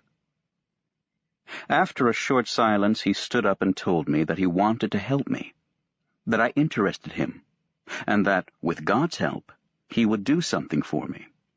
But first, he wanted to ask me a few more questions. Without working up to it, he asked if I loved Maman. I said yes, the same as anyone, and the clerk, who up to then had been typing steadily, must have hit the wrong key because he lost his place and had to go back. Again, without any apparent logic, the magistrate then asked if I had fired all 5 shots at once. I thought for a minute and explained that at first I had fired a single shot, and then a few seconds later the other 4. Then he said, "Why did you pause between the first and second shot?" Once again, I could see the red sand and feel the burning of the sun on my forehead. But this time I didn't answer. In the silence that followed, the magistrate seemed to be getting fidgety. He sat down, ran his fingers through his hair, put his elbows on his desk, and leaned toward me slightly with a strange look on his face. "Why? Why did you shoot at a body that was on the ground?" Once again, I didn't know how to answer. The magistrate ran his hands across his forehead and repeated his question with a slightly different tone in his voice. "Why? You must tell me. Why?" Still, I didn't say anything. Suddenly, he stood up, strode over to a far corner of his office, and pulled out a drawer in a file cabinet. He took out a silver crucifix, which he brandished as he came toward me. And in a completely different, almost cracked voice, he shouted, "Do you know what this is?" I said, "Yes, of course." Speaking very quickly and passionately, he told me that he believed in God, that it was his conviction that no man was so guilty that God would not forgive him, but in order for that to happen, a man must repent, and in so doing become like a child whose heart is open and ready to embrace all. He was leaning all the way over the table. He was waving his crucifix almost directly over my head. To tell the truth, I had found it very hard to follow his reasoning, first because I was hot and there were big flies in his office that kept landing on my face, and also because he was scaring me a little. At the same time, I knew that was ridiculous because, after all, I was the criminal. He went on anyway. I vaguely understood that to his mind there was just one thing that wasn't clear in my confession, the fact that I had hesitated before I fired my second shot. The rest was fine, but that part he couldn't understand.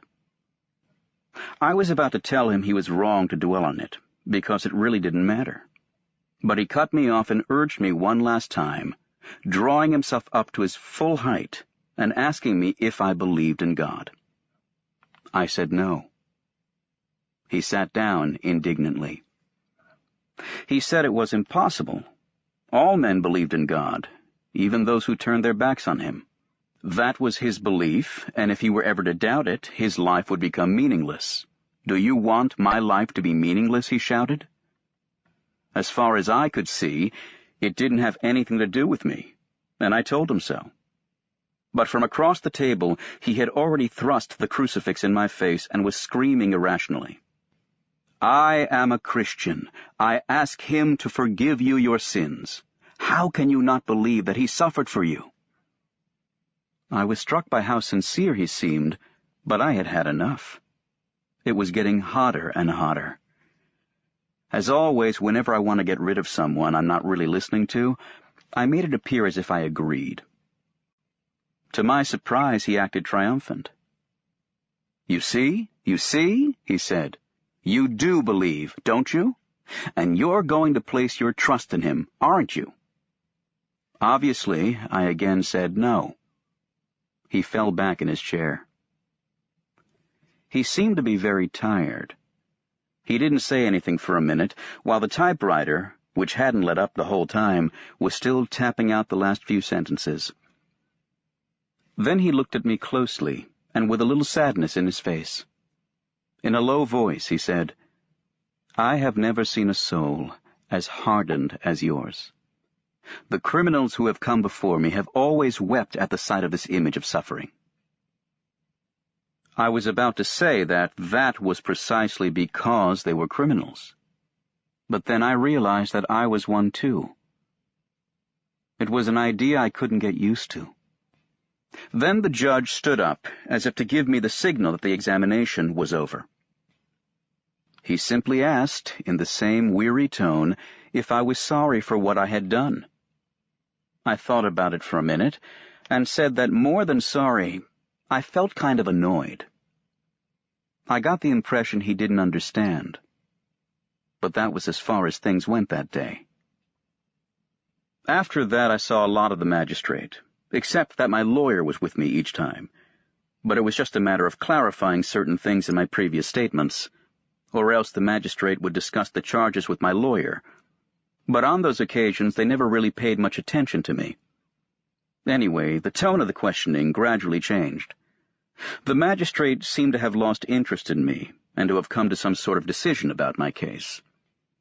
He didn't talk to me about God anymore, and I never saw him as worked up as he was that first day. The result was that our discussions became more cordial. A few questions, a brief conversation with my lawyer, and the examinations were over. As the magistrate put it, my case was taking its course. And then sometimes, when the conversation was of a more general nature, I would be included. I started to breathe more freely. No one in any of these meetings was rough with me. Everything was so natural, so well handled, and so calmly acted out that I had the ridiculous impression of being one of the family. And I can say that at the end of the 11 months that this investigation lasted, I was almost surprised that I had ever enjoyed anything other than those rare moments when the judge would lead me to the door of his office, slap me on the shoulder, and say to me cordially, "That's all for today, Monsieur Antichrist." I would then be handed back over to the police. Chapter 2. There are some things I've never liked talking about. A few days after I entered prison, I realized that I wouldn't like talking about this part of my life. Later on, though, I no longer saw any point to my reluctance. In fact, I wasn't really in prison those first few days. I was sort of waiting for something to happen. It was only after Marie's first and last visit that it all started. From the day I got her letter, she told me she would no longer be allowed to come because she wasn't my wife. From that day on, I felt that I was at home in my cell, and that my life was coming to a standstill there. The day of my arrest, I was first put in a room where there were already several other prisoners, most of them Arabs. They laughed when they saw me. Then they asked what I was in for. I said I'd killed an Arab, and they were all silent. A few minutes later, it got dark. They showed me how to fix the mat I was supposed to sleep on. One end could be rolled up to make a pillow. All night I felt bugs crawling over my face. A few days later I was put in a cell by myself, where I slept on wooden boards suspended from the wall. I had a bucket for a toilet and a tin wash basin. The prison was on the heights above the town, and through a small window I could see the sea. One day as I was gripping the bars, my face straining toward the light, a guard came in and told me I had a visitor. I thought it must be Marie. It was. To get to the visiting room, I went down a long corridor, then down some stairs, and finally another corridor. I walked into a very large room brightened by a huge bay window. The room was divided into 3 sections by 2 large grates that ran the length of the room. Between the 2 grates was a space of 8 to 10 meters, which separated the visitors from the prisoners. I spotted Marie, standing at the opposite end of the room with her striped dress and her sun-tanned face. On my side of the room, there were about 10 prisoners, most of them Arabs. Marie was surrounded by Moorish women and found herself between 2 visitors. A little thin-lipped old woman dressed in black, and a fat, bareheaded woman who was talking at the top of her voice and making lots of gestures. Because of the distance between the grates, the visitors and the prisoners were forced to speak very loud.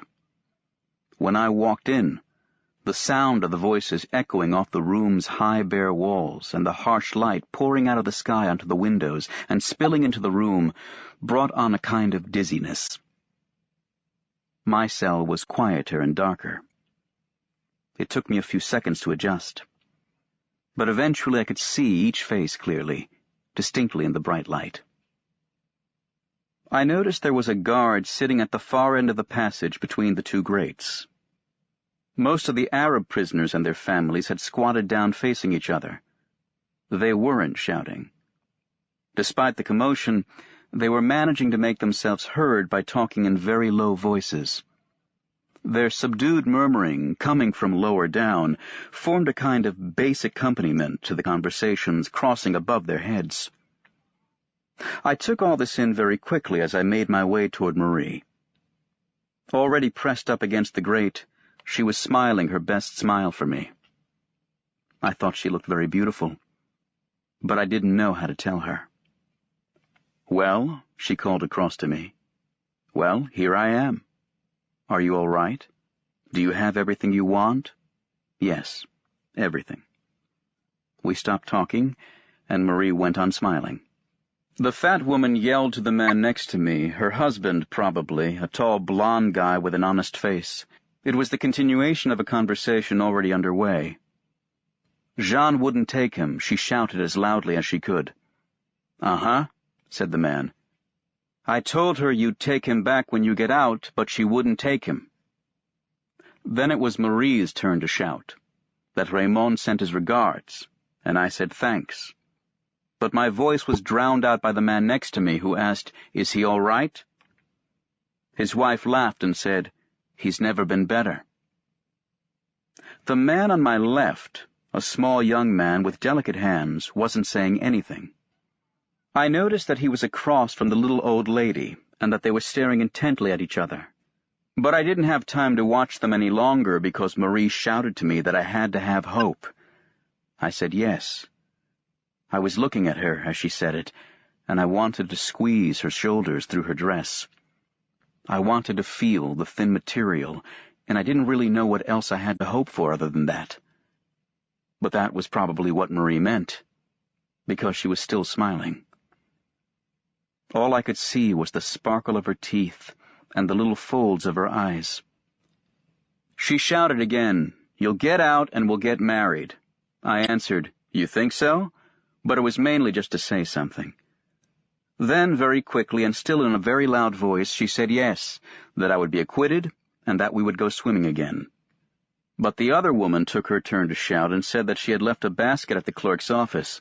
She was listing all the things she had put in it, to make sure they were all there, because they cost a lot of money. The young man and his mother were still staring at each other. The murmuring of the Arabs continued below us. Outside, the light seemed to surge up over the bay window. I was feeling a little sick, and I'd have liked to leave. The noise was getting painful. But on the other hand, I wanted to make the most of Marie's being there. I don't know how much time went by. Marie told me about her job, and she never stopped smiling. The murmuring, the shouting, and the conversations were crossing back and forth. The only oasis of silence was next to me, where the small young man and the old woman were gazing at each other. One by one the Arabs were taken away. Almost everyone stopped talking as soon as the first one left.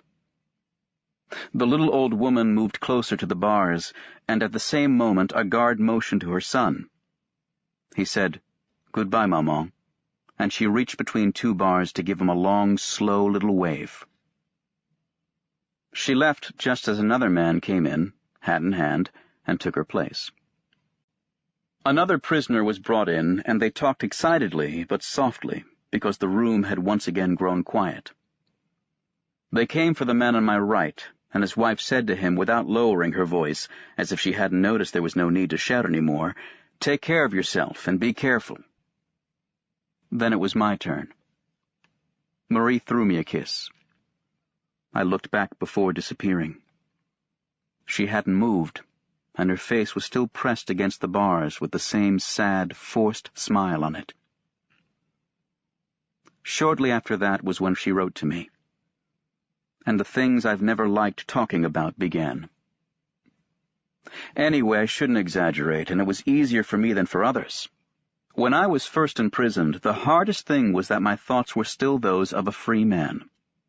For example, I would suddenly have the urge to be on a beach and to walk down to the water. As I imagined the sound of the first waves under my feet, my body entering the water and the sense of relief it would give me, all of a sudden I would feel just how closed in I was by the walls of my cell. But that only lasted a few months. Afterwards, my only thoughts were those of a prisoner. I waited for the daily walk, which I took in the courtyard, or for a visit from my lawyer. The rest of the time I managed pretty well. At the time, I often thought that if I had had to live in the trunk of a dead tree, with nothing to do but look up at the sky flowering overhead, little by little I would have gotten used to it. I would have waited for birds to fly by or clouds to mingle, just as here I waited to see my lawyer's ties. And just as in another world, I used to wait patiently until Saturday to hold Marie's body in my arms. Now, as I think back on it, I wasn't in a hollow tree trunk. There were others worse off than me. Anyway, it was one of Maman's ideas, and she often repeated it, that after a while you could get used to anything. Besides, I usually didn't take things so far. The first months were hard. But in fact, the effort I had to make helped pass the time. For example, I was tormented by my desire for a woman. It was only natural. I was young. I never thought specifically of Marie, but I thought so much about a woman, about women, about all the ones I had known, about all the circumstances in which I had enjoyed them, that my cell would be filled with their faces and crowded with my desires. In one sense it threw me off balance, but in another it killed time. I had ended up making friends with the head guard, who used to make the rounds with the kitchen hands at mealtime. He's the one who first talked to me about women. He told me it was the first thing the others complained about. I told him it was the same for me, and that I thought it was unfair treatment. But, he said, that's exactly why you're in prison. What do you mean, that's why? Well, yes, freedom. That's why. They've taken away your freedom. I'd never thought about that. I agreed. It's true, I said. Otherwise, what would be the punishment? Right. You see, you understand these things. The rest of them don't. But they just end up doing it by themselves. The guard left after that. There were the cigarettes, too. When I entered prison, they took away my belt, my shoelaces, my tie, and everything I had in my pockets, my cigarettes in particular. Once I was in my cell, I asked to have them back, but I was told I wasn't allowed. The first few days were really rough. That may be the thing that was hardest for me. I would suck on chips of wood that I broke off my bed planks. I walked around nauseated all day long.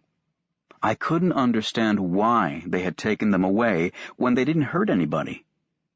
Later on I realized that that too was part of the punishment. But by then I had gotten used to not smoking, and it wasn't a punishment anymore.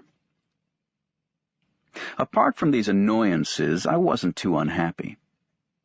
Once again, the main problem was killing time. Eventually, once I learned how to remember things, I wasn't bored at all. Sometimes I would get to thinking about my room, and in my imagination, I would start at one corner and circle the room, mentally noting everything there was on the way. At first it didn't take long, but every time I started over it took a little longer. I would remember every piece of furniture, and on every piece of furniture every object, and of every object all the details, and of the details themselves, a flake, a crack, or a chipped edge, the color and the texture. At the same time, I would try not to lose the thread of my inventory, to make a complete list, so that after a few weeks I could spend hours just enumerating the things that were in my room. And the more I thought about it, the more I dug out of my memory things I had overlooked or forgotten. I realized then that a man who had lived only one day could easily live for 100 years in prison. He would have enough memories to keep him from being bored. In a way, it was an advantage. Then there was sleep. At first, I didn't sleep well at night, and not at all during the day. Little by little, my nights got better, and I was able to sleep during the day, too. In fact, during the last few months, I've been sleeping 16 to 18 hours a day. That would leave me 6 hours to kill with meals, nature's call, my memories, and the story about the Czechoslovakian. Between my straw mattress and the bed planks, I had actually found an old scrap of newspaper, yellow and transparent, half stuck to the canvas. On it was a news story, the first part of which was missing, but which must have taken place in Czechoslovakia. A man had left a Czech village to seek his fortune. 25 years later, and now rich, he had returned with a wife and child. His mother was running a hotel with his sister in the village where he'd been born. In order to surprise them, he had left his wife and child at another hotel and gone to see his mother, who didn't recognize him when he walked in. As a joke, he'd had the idea of taking a room. He had shown off his money. During the night, his mother and his sister had beaten him to death with a hammer in order to rob him and had thrown his body in the river. The next morning, the wife had come to the hotel and, without knowing it, gave away the traveler's identity. The mother hanged herself. The sister threw herself down a well. I must have read that story 1,000 times. On the one hand, it wasn't very likely. On the other, it was perfectly natural. Anyway, I thought the traveler pretty much deserved what he got, and that you should never play games. So, with all the sleep, my memories, reading my crime story, and the alternation of light and darkness, time passed. Of course, I had read that eventually you wind up losing track of time in prison, but it hadn't meant much to me when I'd read it. I hadn't understood how days could be both long and short at the same time. Long to live through, maybe, but so drawn out that they ended up flowing into one another. They lost their names. Only the words yesterday and tomorrow still had any meaning for me. One day when the guard told me that I'd been in for 5 months, I believed it, but I didn't understand it. For me it was one and the same unending day that was unfolding in my cell and the same thing I was trying to do. That day, after the guard had left, I looked at myself in my tin plate. My reflection seemed to remain serious even though I was trying to smile at it. I moved the plate around in front of me. I smiled, and it still had the same sad, stern expression. It was near the end of the day, the time of day I don't like talking about. That nameless hour when the sounds of evening would rise up from every floor of the prison in a cortege of silence. I moved closer to the window, and in the last light of day I gazed at my reflection one more time. It was still serious. And what was surprising about that, since at that moment I was too? But at the same time, and for the first time in months, I distinctly heard the sound of my own voice. I recognized it as the same one that had been ringing in my ears for many long days, and I realized that all that time I had been talking to myself. Then I remembered what the nurse at Maman's funeral said. No. There was no way out, and no one can imagine what nights in prison are like.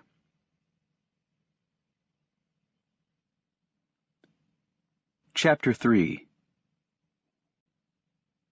But I can honestly say that the time from summer to summer went very quickly, and I knew as soon as the weather turned hot that something new was in store for me. My case was set down for the last session of the Court of Assizes, and that session was due to end sometime in June. The trial opened with the sun glaring outside. My lawyer had assured me that it wouldn't last more than 2 or 3 days. Besides, he had added, the court will be pressed for time. Yours isn't the most important case of the session.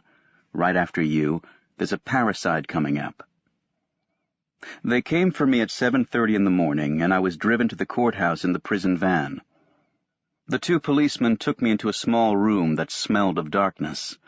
We waited, seated near a door through which we could hear voices, shouts, chairs being dragged across the floor, and a lot of commotion, which made me think of those neighborhood fetes when the hall is cleared for dancing after the concert. The policeman told me we had to wait for the judges, and one of them offered me a cigarette, which I turned down. Shortly after that he asked me if I had the jitters. I said no, and that, in a way, I was even interested in seeing a trial. I'd never had the chance before. Yeah, said the other policeman, but it gets a little boring after a while. A short time later a small bell rang in the room. Then they took my handcuffs off. They opened the door and led me into the dock. The room was packed. Despite the blinds, the sun filtered through in places and the air was already stifling. They hadn't opened the windows. I sat down with the policemen standing on either side of me. It was then that I noticed a row of faces in front of me. They were all looking at me. I realized that they were the jury. But I can't say what distinguished one from another. I had just one impression. I was sitting across from a row of seats on a streetcar, and all these anonymous passengers were looking over the new arrival to see if they could find something funny about him. I knew it was a silly idea, since it wasn't anything funny they were after but a crime. There isn't much difference, though. In any case, that was the idea that came to me. I was feeling a little dizzy, too, with all those people in that stuffy room. I looked around the courtroom again, but I couldn't make out a single face. I think that at first I hadn't realized that all those people were crowding in to see me. Usually people didn't pay much attention to me.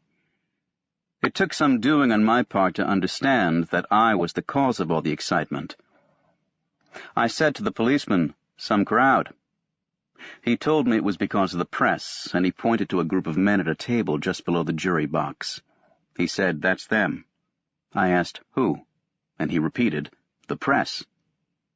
He knew one of the reporters, who just then spotted him and was making his way toward us. He was an older, friendly man with a twisted little grin on his face. He gave the policeman a warm handshake. I noticed then that everyone was waving and exchanging greetings and talking, as if they were in a club where people are glad to find themselves among others from the same world. That is how I explained to myself the strange impression I had of being odd man out, a kind of intruder. Yet the reporter turned and spoke to me with a smile. He told me that he hoped everything would go well for me. I thanked him, and he added, "You know, we've blown your case up a little.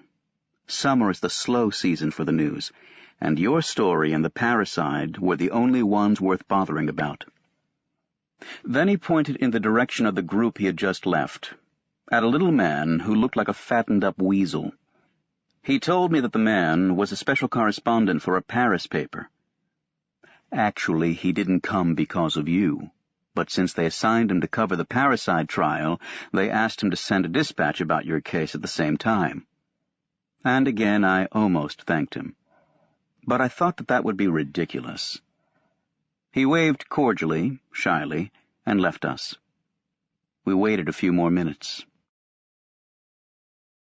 My lawyer arrived, in his gown, surrounded by lots of colleagues.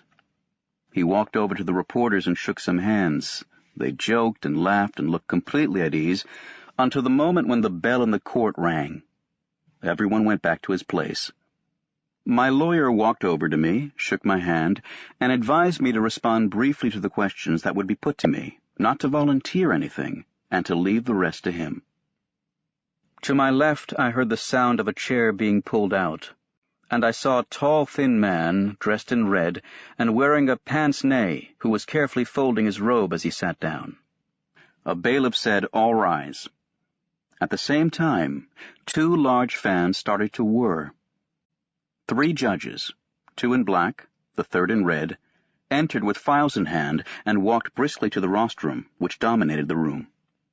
The man in the red gown sat on the chair in the middle, set his cap down in front of him, wiped his bald little head with a handkerchief, and announced that the court was now in session. The reporters already had their pens in hand. They all had the same indifferent and somewhat snide look on their faces. One of them, however, much younger than the others, wearing gray flannels and a blue tie, had left his pen lying in front of him and was looking at me. All I could see in his slightly lopsided face were his 2 very bright eyes, which were examining me closely, without betraying any definable emotion. And I had the odd impression of being watched by myself. Maybe it was for that reason, and also because I wasn't familiar with all the procedures, that I didn't quite understand everything that happened next.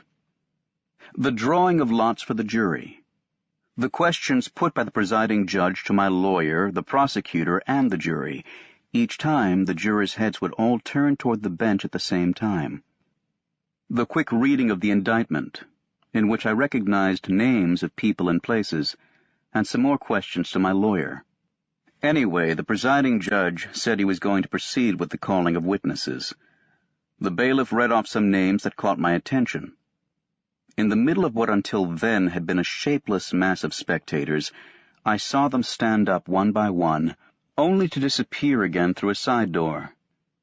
The director and the caretaker from the home, old Thomas Pérez, Raymond, Masson, Salamano, and Marie. She waved to me, anxiously. I was still feeling surprised that I hadn't seen them before when Céleste, the last to be called, stood up. I recognized next to him the little woman from the restaurant, with her jacket and her stiff and determined manner. She was staring right at me. But I didn't have time to think about them, because the presiding judge started speaking. He said that the formal proceedings were about to begin, and that he didn't think he needed to remind the public to remain silent. According to him, he was there to conduct in an impartial manner the proceedings of a case which he would consider objectively. The verdict returned by the jury would be taken in a spirit of justice, and in any event he would have the courtroom cleared at the slightest disturbance. It was getting hotter, and I could see the people in the courtroom fanning themselves with newspapers, which made a continuous low rustling sound. The presiding judge gave a signal, and the bailiff brought over 3 fans made of woven straw, which the 3 judges started waving immediately. My examination began right away. The presiding judge questioned me calmly and even, it seemed to me, with a hint of cordiality. Once again he had me state my name, age, date, and place of birth, and although it irritated me, I realized it was only natural because it would be a very serious thing to try the wrong man. Then he reread the narrative of what I'd done, turning to me every few sentences to ask, "Is that correct?" Each time I answered, "Yes, Your Honor," as my lawyer had instructed me to do. It took a long time because the judge went into minute detail in his narrative. The reporters were writing the whole time. I was conscious of being watched by the youngest of them and by the little robot woman. Every one of the row of streetcar seats was turned directly toward the judge, who coughed, leafed through his file, and turned toward me, fanning himself. He told me that he now had to turn to some questions that might seem irrelevant to my case, but might in fact have a significant bearing on it. I knew right away he was going to talk about Maman again, and at the same time I could feel how much it irritated me. He asked me why I had put Maman in the home. I answered that it was because I didn't have the money to have her looked after and cared for.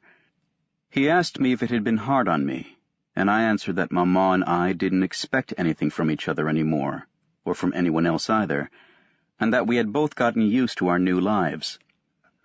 The judge then said that he didn't want to dwell on this point, and he asked the prosecutor if he had any further questions.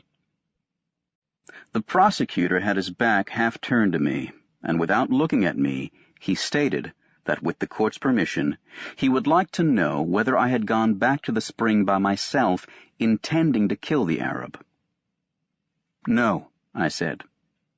"Well then, why was I armed, and why did I return to precisely that spot?" I said it just happened that way. And the prosecutor noted in a nasty voice, "That will be all for now." After that, things got a little confused, at least for me. But after some conferring, the judge announced that the hearing was adjourned until the afternoon, at which time the witnesses would be heard. I didn't even have time to think. I was taken out, put into the van, and driven to the prison, where I had something to eat.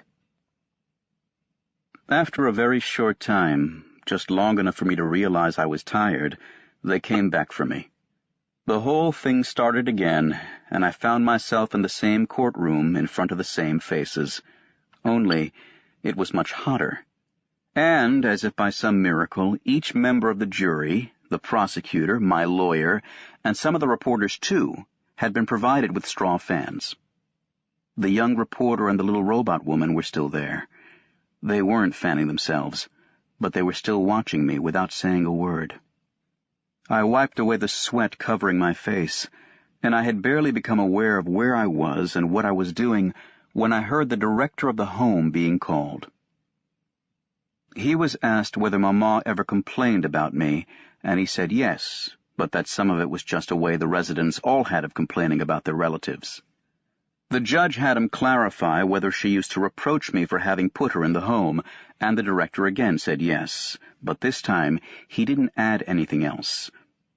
To another question he replied that he had been surprised by my calm the day of the funeral.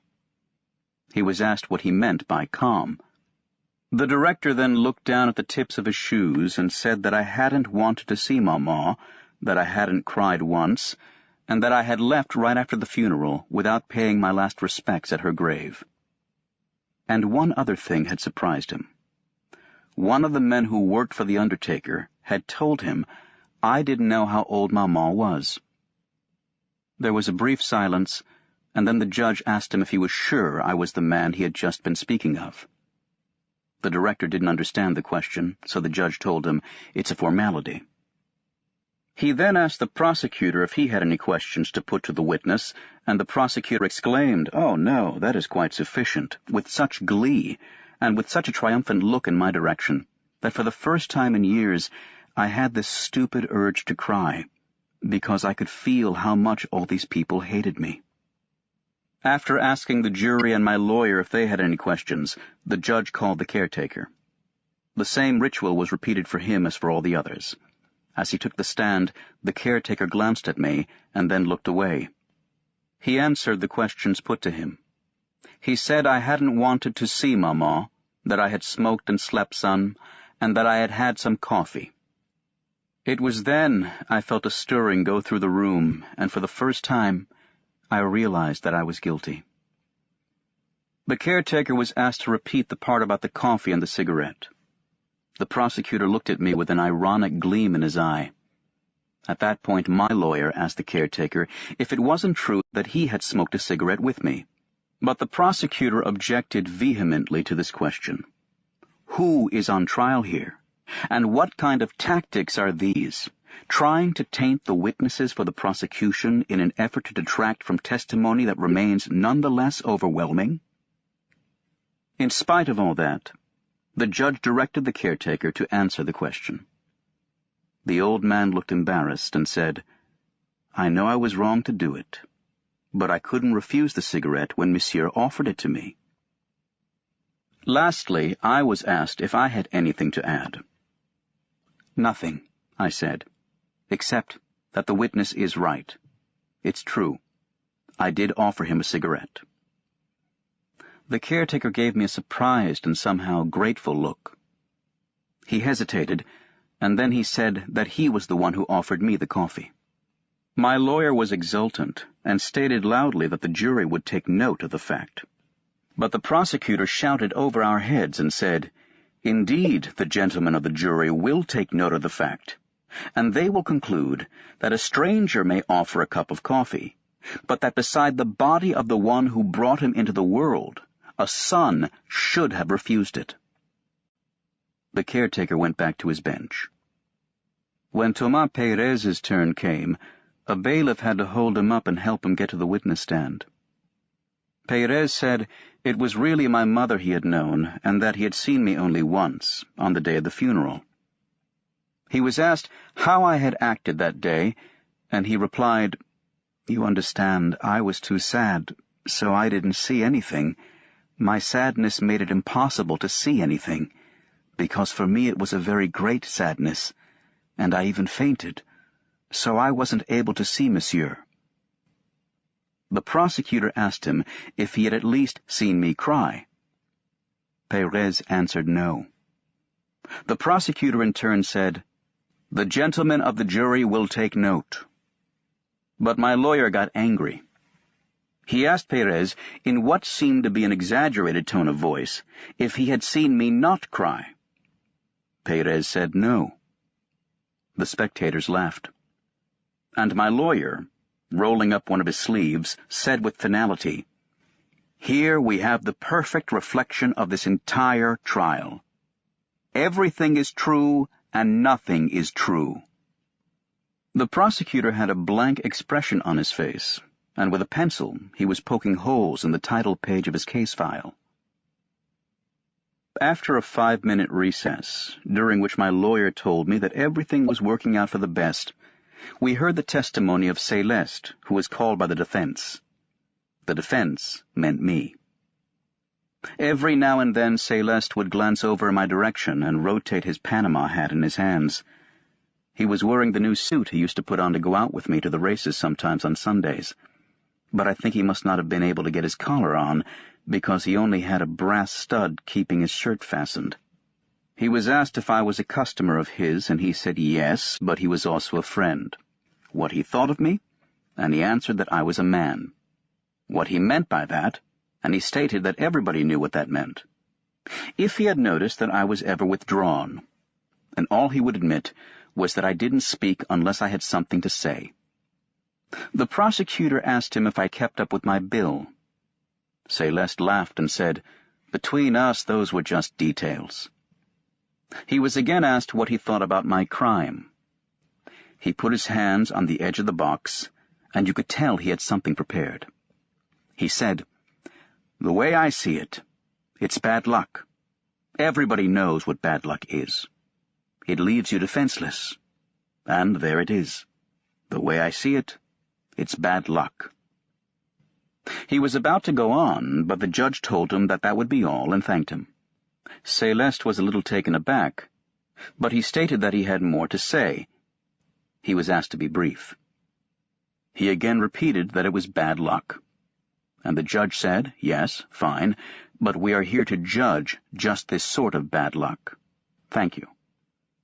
And as if he had reached the end of both his knowledge and his goodwill, Celeste then turned toward me. It looked to me as if his eyes were glistening and his lips were trembling. He seemed to be asking me what else he could do. I said nothing. I made no gesture of any kind, but it was the first time in my life I ever wanted to kiss a man. The judge again instructed him to step down. Celeste went and sat among the spectators. He sat there throughout the entire trial, leaning forward, his elbows on his knees, the Panama hat in his hands, listening to everything that was said. Marie entered. She had put on a hat, and she was still beautiful, but I liked her better with her hair loose. From where I was sitting, I could just make out the slight fullness of her breasts, and I recognized the little pout of her lower lip. She seemed very nervous. Right away she was asked how long she had known me. She said since the time she worked in our office. The judge wanted to know what her relation to me was. She said she was my friend. To another question she answered yes, it was true that she was supposed to marry me. Flipping through a file, the prosecutor asked her bluntly when our liaison had begun. She indicated the date. The prosecutor remarked indifferently that if he was not mistaken, that was the day after Maman died. Then, in a slightly ironic tone, he said that he didn't mean to dwell on such a delicate matter, and that he fully appreciated Marie's misgivings, but, and here his tone grew firmer, that he was duty-bound to go beyond propriety. So he asked Marie to describe briefly that day when I had first known her. Marie didn't want to, but at the prosecutor's insistence, she went over our swim, the movies, and going back to my place. The prosecutor said that after Marie had given her statements to the examining magistrate, he had consulted the movie listings for that day. He added that Marie herself would tell the court what film was showing. In an almost expressionless voice, she did in fact tell the court that it was a Fernandel film. By the time she had finished, there was complete silence in the courtroom. The prosecutor then rose, and very gravely, and with what struck me as real emotion in his voice, his finger pointing at me, said slowly and distinctly, "Gentlemen of the jury, the day after his mother's death, this man was out swimming, starting up a dubious liaison, and going to the movies, a comedy, for laughs. I have nothing further to say." He sat down in the still silent courtroom. But all of a sudden Marie began to sob, saying it wasn't like that, there was more to it, and that she was being made to say the opposite of what she was thinking, that she knew me and I hadn't done anything wrong. But at a signal from the judge, the bailiff ushered her out, and the trial proceeded. Hardly anyone listened after that, when Masson testified that I was an honest man, and I'd even say, a decent one. Hardly anyone listened to Salamano either, when he recalled how I had been good to his dog, and when he answered a question about my mother and me by saying that I had run out of things to say to Maman, and that was why I'd put her in the home. "You must understand," Salamano kept saying. "You must understand." But no one seemed to understand. He was ushered out. Next came Raymond, who was the last witness. He waved to me, and all of a sudden he blurted out that I was innocent. But the judge advised him that he was being asked not for judgments, but for facts. He was instructed to wait for the questions before responding. He was directed to state precisely what his relations with the victim were. Raymond took this opportunity to say that he was the one the victim hated ever since he had hit the guy's sister. Nevertheless, the judge asked him whether the victim hadn't also had reason to hate me. Raymond said that my being at the beach was just chance. The prosecutor then asked him how it was that the letter that set the whole drama in motion had been written by me. Raymond responded that it was just chance. The prosecutor retorted that chance already had a lot of misdeeds on its conscience in this case. He wanted to know if it was just by chance that I hadn't intervened when Raymond had beaten up his girlfriend. Just by chance that I had acted as a witness at the police station. And again, just by chance, that my statements on that occasion had proved to be so convenient. Finishing up, he asked Raymond how he made his living. And when Raymond replied, "warehouse guard," the prosecutor informed the jury that it was common knowledge that the witness practiced the profession of procurer. I was his friend and accomplice. They had before them the basest of crimes, a crime made worse than sordid by the fact that they were dealing with a monster, a man without morals. Raymond wanted to defend himself, and my lawyer objected, but they were instructed that they must let the prosecutor finish. "I have little to add," the prosecutor said. "Was he your friend?" he asked Raymond. "Yes," Raymond said. "We were pals." The prosecutor then put the same question to me, and I looked at Raymond, who returned my gaze. I answered yes. The prosecutor then turned to the jury and declared, "The same man who the day after his mother died was indulging in the most shameful debauchery killed a man for the most trivial of reasons, and did so in order to settle an affair of unspeakable vice." He then sat down. But my lawyer had lost his patience, and raising his hand so high that his sleeves fell, revealing the creases of a starched shirt, he shouted, "Come now. Is my client on trial for burying his mother or for killing a man?" The spectators laughed. But the prosecutor rose to his feet again, adjusted his robe, and declared that only someone with the naivete of his esteemed colleague could fail to appreciate that between these two sets of facts there existed a profound, fundamental, and tragic relationship. "Indeed," he loudly exclaimed, "I accuse this man of burying his mother with crime in his heart." This pronouncement seemed to have a strong effect on the people in the courtroom. My lawyer shrugged his shoulders and wiped the sweat from his brow, but he looked shaken himself, and I realized that things weren't going well for me. The trial was adjourned. As I was leaving the courthouse on my way back to the van, I recognized for a brief moment the smell and color of the summer evening. In the darkness of my mobile prison, I could make out one by one, as if from the depths of my exhaustion, all the familiar sounds of a town I loved and of a certain time of day when I used to feel happy. The cries of the newspaper vendors in the already languid air, the last few birds in the square, the shouts of the sandwich sellers, the screech of the streetcars turning sharply through the upper town, and that hum in the sky before night engulfs the port. All this mapped out for me a route I knew so well before going to prison, and which now I traveled blind. Yes, it was the hour when, a long time ago, I was perfectly content. What awaited me back then was always a night of easy, dreamless sleep. And yet something had changed, since it was back to my cell that I went to wait for the next day, as if familiar paths traced in summer skies could lead as easily to prison as to the sleep of the innocent.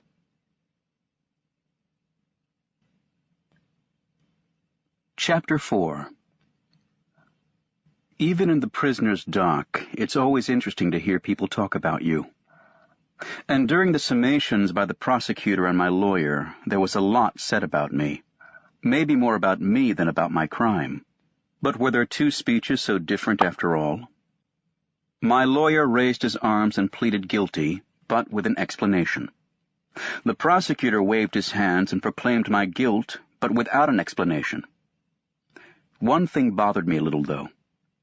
Despite everything that was on my mind, I felt like intervening every now and then, but my lawyer kept telling me just keep quiet. It won't do your case any good. In a way, they seemed to be arguing the case as if it had nothing to do with me. Everything was happening without my participation. My fate was being decided without anyone so much as asking my opinion. There were times when I felt like breaking in on all of them and saying, "Wait a minute, who's the accused here? Being the accused counts for something, and I have something to say." But on second thought, I didn't have anything to say. Besides, I have to admit that whatever interest you can get people to take in you doesn't last very long. For example, I got bored very quickly with the prosecutor's speech. Only bits and pieces, a gesture, or a long but isolated tirade, caught my attention or aroused my interest. The gist of what he was saying, if I understood him correctly, was that my crime was premeditated. At least, that is what he tried to show. As he himself said, "I will prove it to you, gentlemen, and I will prove it in two ways. First, in the blinding clarity of the facts, and second, in the dim light cast by the mind of this criminal soul." He reminded the court of my insensitivity, of my ignorance when asked Maman's age, of my swim the next day with a woman, of the Fernandel movie, and finally of my taking Marie home with me. It took me a few minutes to understand the last part because he kept saying his mistress, and to me she was Marie. Then he came to the business with Raymond. I thought his way of viewing the events had a certain consistency. What he was saying was plausible. I had agreed with Raymond to write the letter in order to lure his mistress and submit her to mistreatment by a man of doubtful morality. I had provoked Raymond's adversaries at the beach. Raymond had been wounded. I had asked him to give me his gun. I had gone back alone intending to use it. I had shot the Arab as I planned. I had waited, and to make sure I had done the job right, I fired 4 more shots, calmly, point blank, thoughtfully as it were. "And there you have it, gentlemen," said the prosecutor.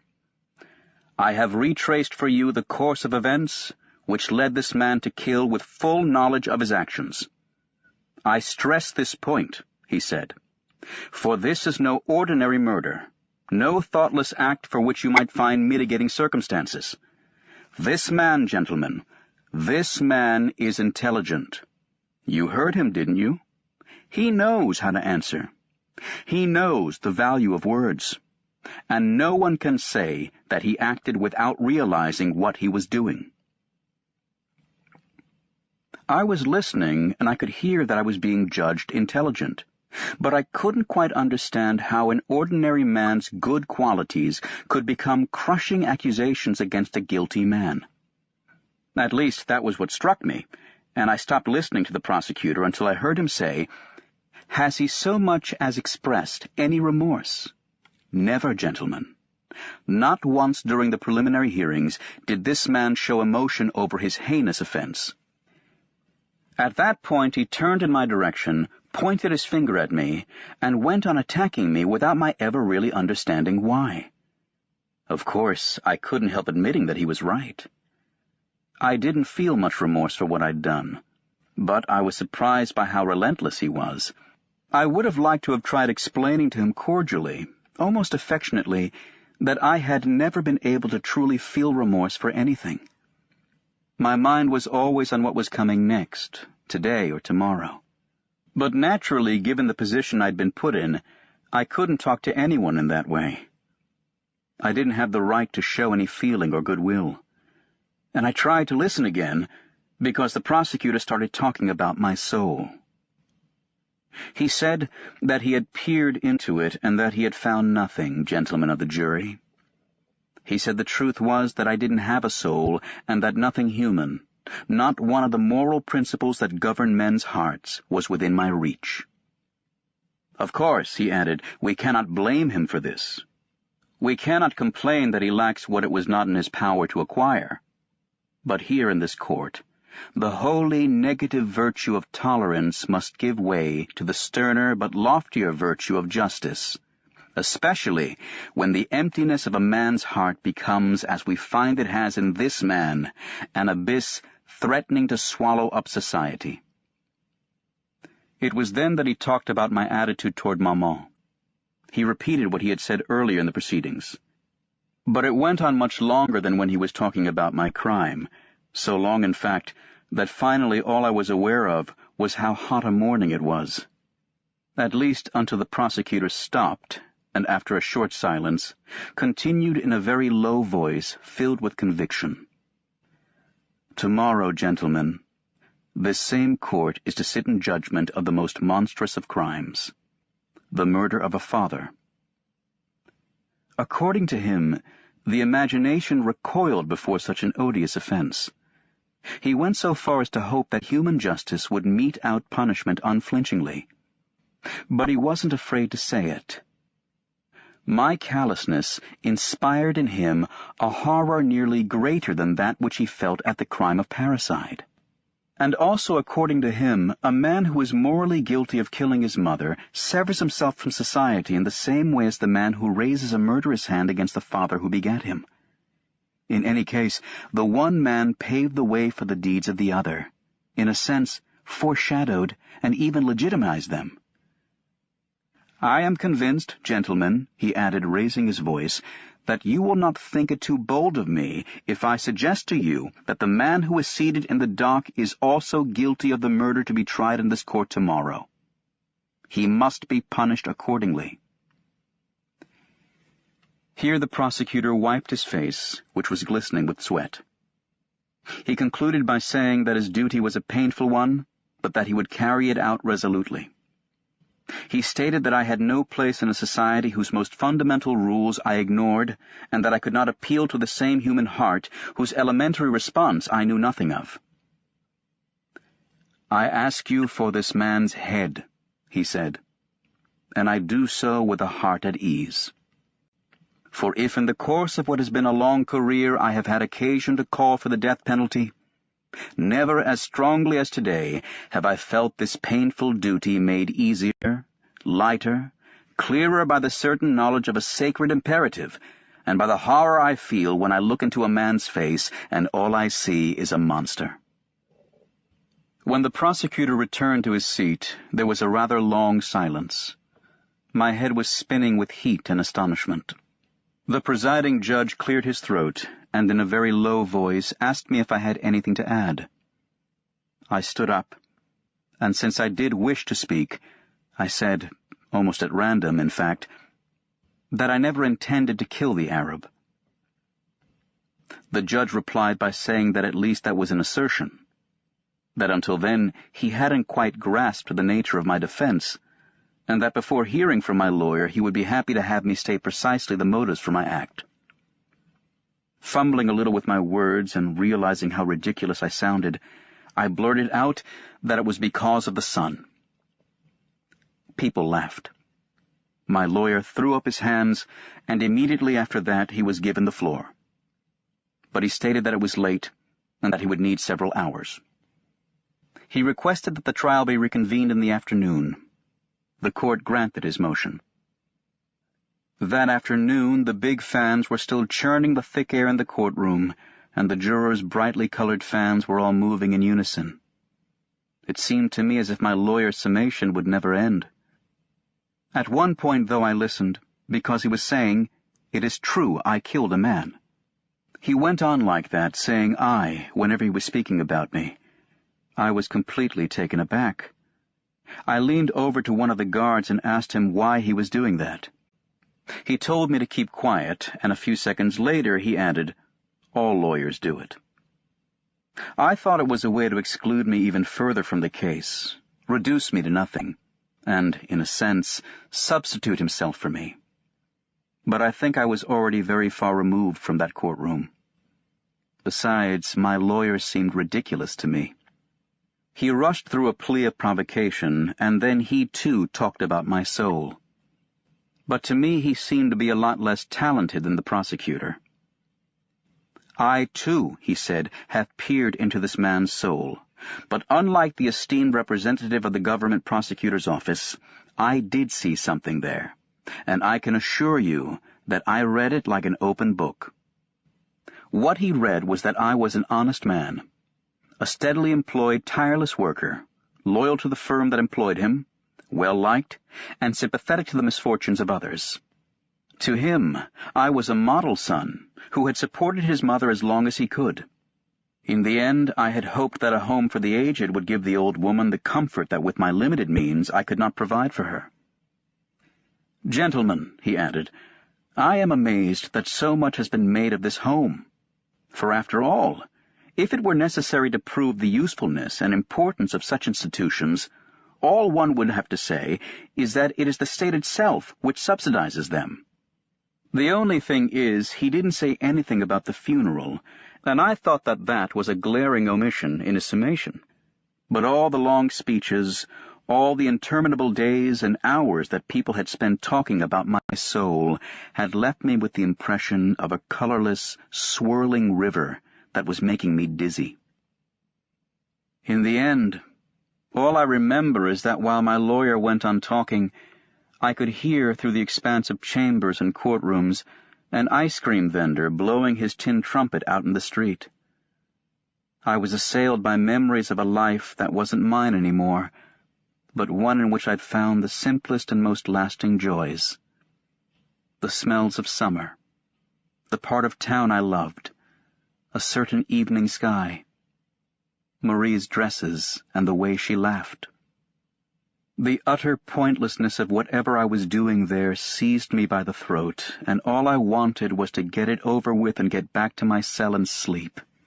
I barely even heard when my lawyer, wrapping up, exclaimed that the jury surely would not send an honest, hard-working man to his death because he had lost control of himself for one moment. And then he asked them to find extenuating circumstances for a crime for which I was already suffering the most agonizing of punishments: eternal remorse. Court was adjourned, and my lawyer sat back down. He looked exhausted, but his colleagues came over to shake his hand. I heard that was brilliant. One of them even appealed to me as a witness. "Wasn't it?" he said. I agreed, but my congratulations weren't sincere, because I was too tired. Meanwhile, the sun was getting low outside, and it wasn't as hot anymore. From what street noises I could hear, I sensed the sweetness of evening coming on. There we all were, waiting. And what we were all waiting for really concerned only me. I looked around the room again. Everything was the same as it had been the first day. My eyes met those of the little robot woman and the reporter in the gray jacket. That reminded me that I hadn't tried to catch Marie's eye once during the whole trial. I hadn't forgotten about her. I just had too much to do. I saw her sitting between Celeste and Raymond. She made a little gesture as if to say, "At last." There was a worried little smile on her face, but my heart felt nothing, and I couldn't even return her smile. The judges came back in. Very quickly a series of questions was read to the jury. I heard, "Guilty of murder, premeditated, extenuating circumstances." The jurors filed out, and I was taken to the little room where I had waited before. My lawyer joined me. He was very talkative and spoke to me more confidently and cordially than he ever had before. He thought that everything would go well and that I would get off with a few years in prison or at hard labor. I asked him whether he thought there was any chance of overturning the verdict if it was unfavorable. He said no. His tactic had been not to file any motions so as not to antagonize the jury. He explained to me that verdicts weren't set aside just like that for nothing. That seemed obvious, and I accepted his logic. Looking at it objectively, it made perfect sense. Otherwise, there would be too much pointless paperwork. "Anyway," he said, "we can always appeal, but I'm convinced that the outcome will be favorable." We waited a long time. Almost 3/4 of an hour, I think. Then a bell rang. My lawyer left me, saying, "The foreman of the jury is going to announce the verdict. You'll only be brought in for the passing of sentence." Doors slammed. People were running on stairs somewhere, but I couldn't tell if they were nearby or far away. Then I heard a muffled voice reading something in the courtroom. When the bell rang again, when the door to the dock opened, what rose to meet me was the silence in the courtroom. Silence and the strange feeling I had when I noticed that the young reporter had turned his eyes away. I didn't look in Marie's direction. I didn't have time to, because the presiding judge told me in bizarre language that I was to have my head cut off in a public square in the name of the French people. Then it seemed to me that I suddenly knew what was on everybody's face. It was a look of consideration, I'm sure.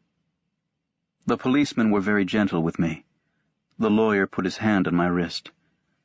I wasn't thinking about anything anymore. But the presiding judge asked me if I had anything to say. I thought about it. I said no. That's when they took me away. Chapter 5. For the third time, I've refused to see the chaplain. I don't have anything to say to him, I don't feel like talking, and I'll be seeing him soon enough as it is. All I care about right now is escaping the machinery of justice, seeing if there's any way out of the inevitable. They put me in a different cell. From this one, when I'm stretched out on my bunk, I see the sky, and that's all I see. I spend my days watching how the dwindling of color turns day into night. Lying here, I put my hands behind my head and wait. I can't count the times I've wondered if there have ever been any instances of condemned men escaping the relentless machinery, disappearing before the execution, or breaking through the cordon of police. Then I blame myself every time for not having paid enough attention to accounts of executions. A man should always take an interest in those things. You never know what might happen. I'd read stories in the papers like everybody else, but there must have been books devoted to the subject that I'd never been curious enough to look into. Maybe I would have found some accounts of escapes in them. I might have discovered that, in at least one instance, the wheel had stopped, that in spite of all the unrelenting calculation, chance and luck had at least once changed something. Just once. In a way, I think that would have been enough. My heart would have taken over from there. The papers were always talking about the debt owed to society. According to them, it had to be paid. But that doesn't speak to the imagination. What really counted was the possibility of escape, a leap to freedom, out of the implacable ritual, a wild run for it that would give whatever chance for hope there was. Of course, hope meant being cut down on some street corner as you ran like mad from a random bullet. But when I really thought it through, nothing was going to allow me such a luxury. Everything was against it. I would just be caught up in the machinery again. Despite my willingness to understand, I just couldn't accept such arrogant certainty. Because, after all, there really was something ridiculously out of proportion between the verdict such certainty was based on and the imperturbable march of events from the moment the verdict was announced. The fact that the sentence had been read at 8 o'clock at night and not at 5 o'clock. The fact that it could have been an entirely different one. The fact that it had been decided by men who changed their underwear. The fact that it had been handed down in the name of some vague notion called the French or German or Chinese people. All of it seemed to detract from the seriousness of the decision. I was forced to admit, however, that from the moment it had been passed, its consequences became as real and as serious as the wall against which I pressed the length of my body. At times like this I remembered a story Maman used to tell me about my father. I never knew him. Maybe the only thing I did know about the man was the story Maman would tell me back then. He'd gone to watch a murderer be executed. Just the thought of going had made him sick to his stomach, but he went anyway, and when he came back he spent half the morning throwing up. I remember feeling a little disgusted by him at the time, but now I understood. It was perfectly normal. How had I not seen that there was nothing more important than an execution, and that when you come right down to it, it was the only thing a man could truly be interested in? If I ever got out of this prison, I would go and watch every execution there was. But I think it was a mistake even to consider the possibility, because at the thought that one fine morning I would find myself a free man, standing behind a cordon of police, on the outside as it were, at the thought of being the spectator who comes to watch and then can go and throw up afterwards, a wave of poisoned joy rose in my throat. But I wasn't being reasonable. It was a mistake to let myself get carried away by such imaginings, because the next minute I would get so cold that I would curl up into a ball under my blanket, and my teeth would be chattering, and I couldn't make them stop. But naturally you can't always be reasonable. At other times, for instance, I would make up new laws. I would reform the penal code. I'd realized that the most important thing was to give the condemned man a chance. Even 1 in 1,000 was good enough to set things right. So it seemed to me that you could come up with a mixture of chemicals that, if ingested by the patient, that's the word I'd use, patient, would kill him 9 times out of 10. But he would know this. That would be the one condition. For by giving it some hard thought, by considering the whole thing calmly, I could see that the trouble with the guillotine was that you had no chance at all. Absolutely none. The fact was that it had been decided once and for all that the patient was to die. It was an open and shut case, a fixed arrangement, a tacit agreement that there was no question of going back on. If by some extraordinary chance the blade failed, they would just start over. So the thing that bothered me most was that the condemned man had to hope the machine would work the first time. And I say that's wrong. And in a way I was right. But in another way I was forced to admit that that was the whole secret of good organization. In other words, the condemned man was forced into a kind of moral collaboration. It was in his interest that everything go off without a hitch. I was also made to see that until that moment I'd had mistaken ideas about these things. For a long time I believed, and I don't know why, that to get to the guillotine you had to climb stairs onto a scaffold. I think it was because of the French Revolution. I mean, because of everything I'd been taught or shown about it. But one morning I remembered seeing a photograph that appeared in the papers at the time of a much-talked-about execution. In reality, the machine was set up right on the ground, as simple as you please. It was much narrower than I'd thought. It was funny I'd never noticed that before. I'd been struck by this picture because the guillotine looked like such a precision instrument, perfect and gleaming. You always get exaggerated notions of things you don't know anything about. I was made to see that, contrary to what I thought, everything was very simple. The guillotine is on the same level as the man approaching it. He walks up to it the way you walk up to another person. That bothered me, too. Mounting the scaffold, going right up into the sky, was something the imagination could hold on to, whereas, once again, the machine destroyed everything. You were killed discreetly, with a little shame, and with great precision. There were two other things I was always thinking about: the dawn and my appeal. I would reason with myself, though, and try not to think about them any more. I would stretch out, look at the sky, and force myself to find something interesting about it. It would turn green. That was evening. I would make another effort to divert my thoughts. I would listen to my heartbeat. I couldn't imagine that this sound, which had been with me for so long, could ever stop. I've never really had much of an imagination, but still I would try to picture the exact moment when the beating of my heart would no longer be going on inside my head. But it was no use. The dawn, or my appeal, would still be there.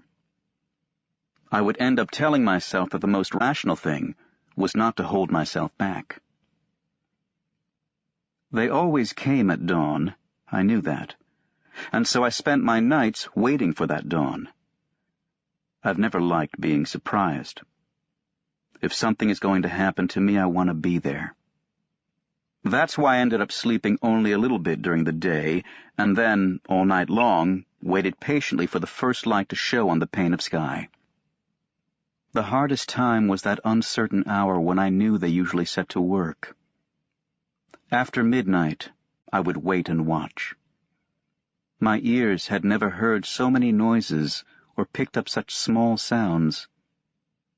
One thing I can say, though, is that in a certain way I was lucky that whole time, since I never heard footsteps. Mama used to say that you can always find something to be happy about. In my prison, when the sky turned red and a new day slipped into my cell, I found out that she was right, because I might just as easily have heard footsteps and my heart could have burst.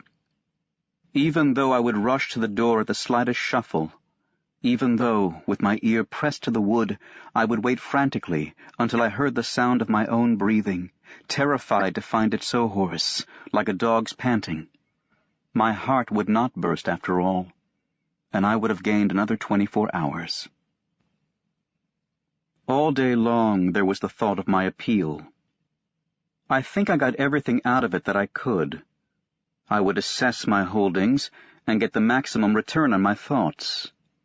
I would always begin by assuming the worst. My appeal was denied.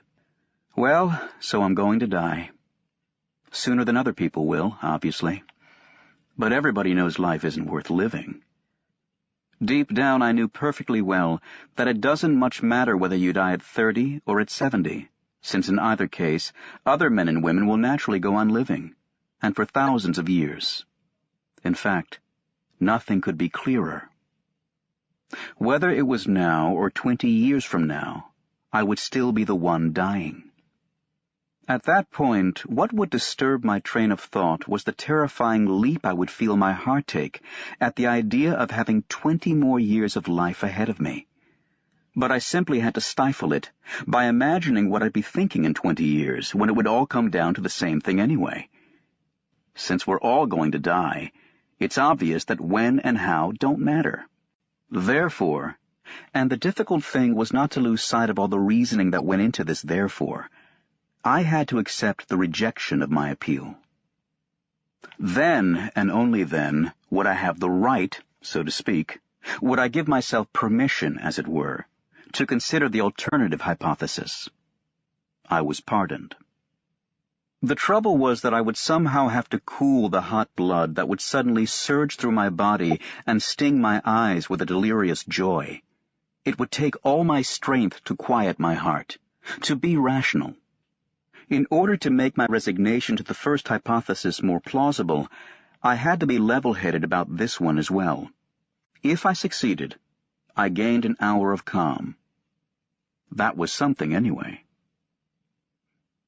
It was at one such moment that I once again refused to see the chaplain.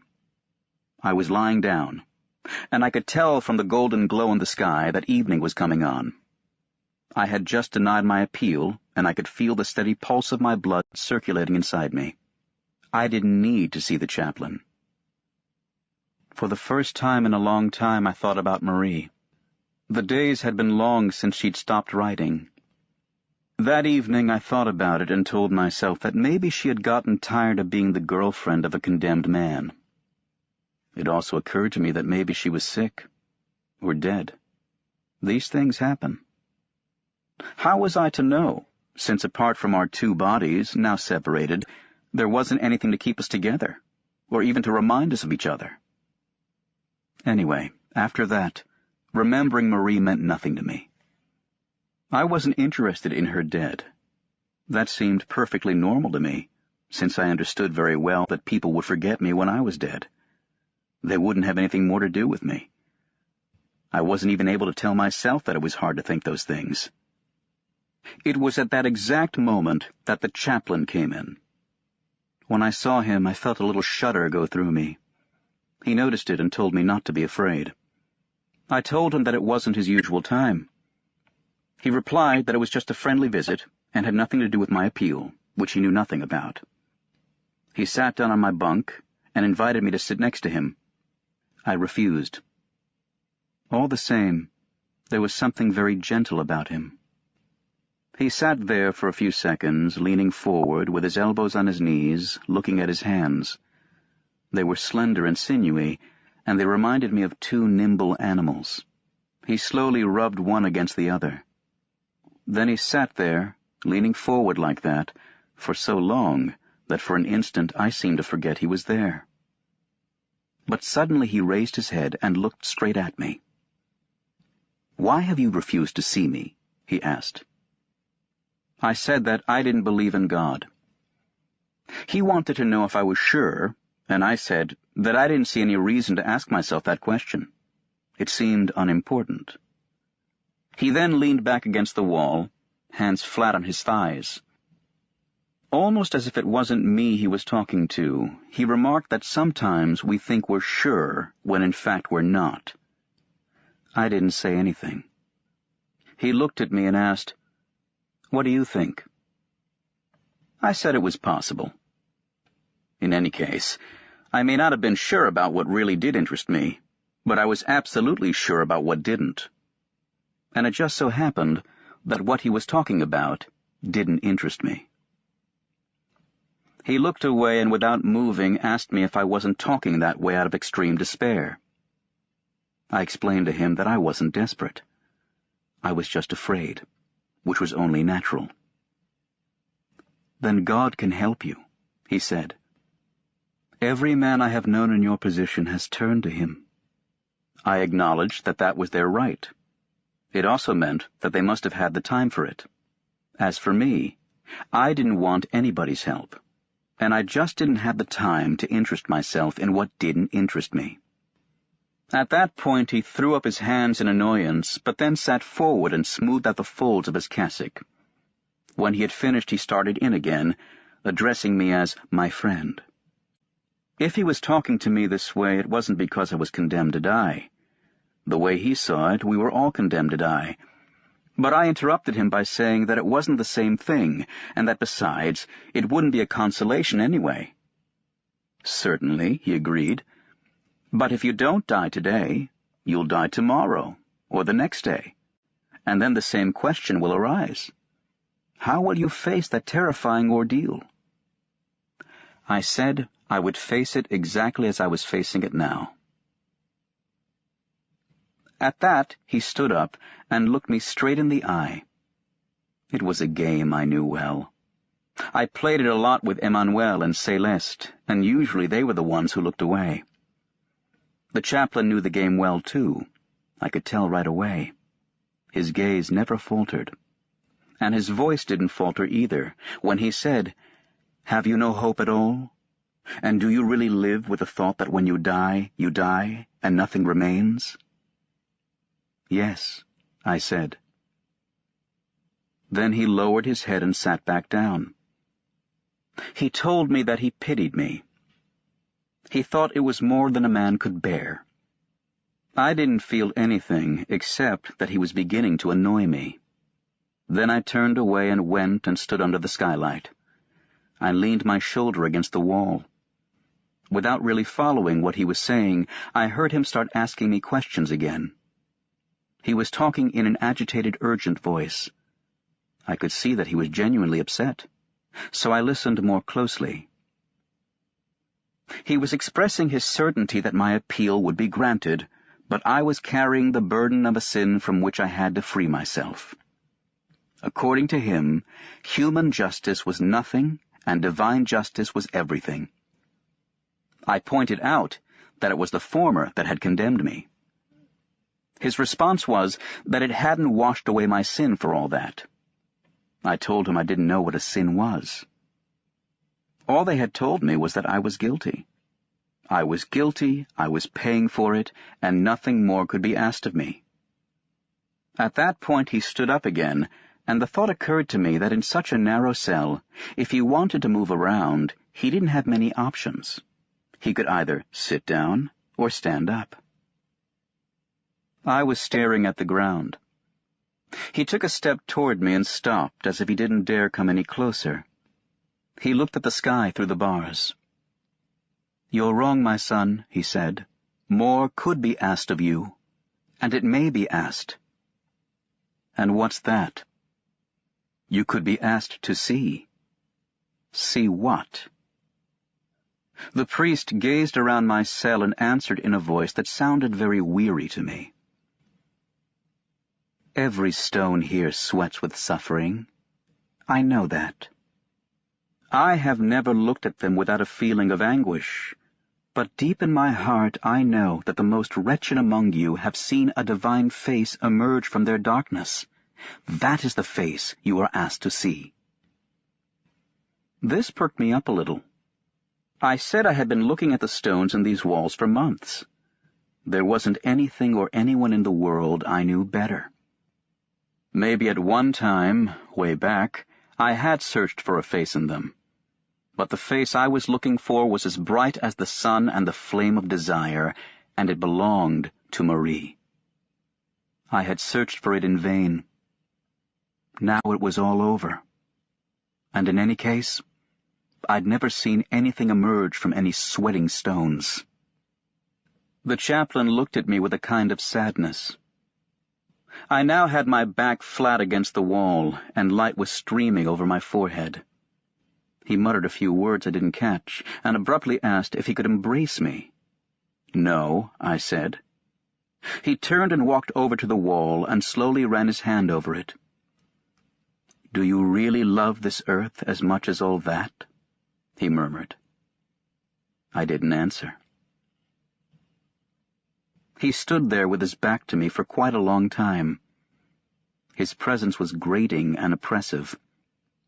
I was just about to tell him to go, to leave me alone, when all of a sudden, turning toward me, he burst out, "No, I refuse to believe you. I know that at one time or another you've wished for another life." I said of course I had, but it didn't mean any more than wishing to be rich, to be able to swim faster, or to have a more nicely shaped mouth. It was all the same. But he stopped me and wanted to know how I pictured this other life. Then I shouted at him, "One where I could remember this life." And that's when I told him I'd had enough. He wanted to talk to me about God again, but I went up to him and made one last attempt to explain to him that I had only a little time left and I didn't want to waste it on God. He tried to change the subject by asking me why I was calling him Monsieur and not Father. That got me mad, and I told him he wasn't my father. He wasn't even on my side. "Yes, my son," he said, putting his hand on my shoulder.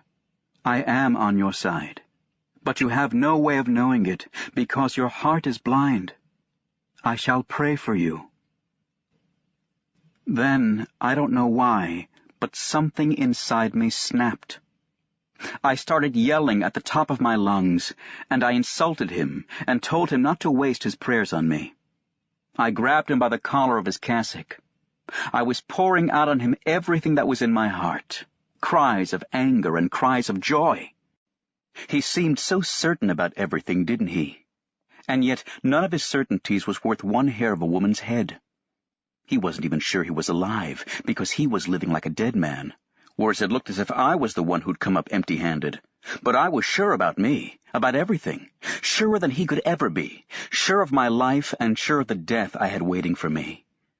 Yes, that was all I had. But at least I had as much of a hold on it as it had on me. I had been right. I was still right. I was always right. I had lived my life one way, and I could just as well have lived it another. I had done this, and I hadn't done that. I hadn't done this thing, but I had done another. And so? It was as if I had waited all this time for this moment, and for the first light of this dawn to be vindicated. Nothing mattered, and I knew why. So did he.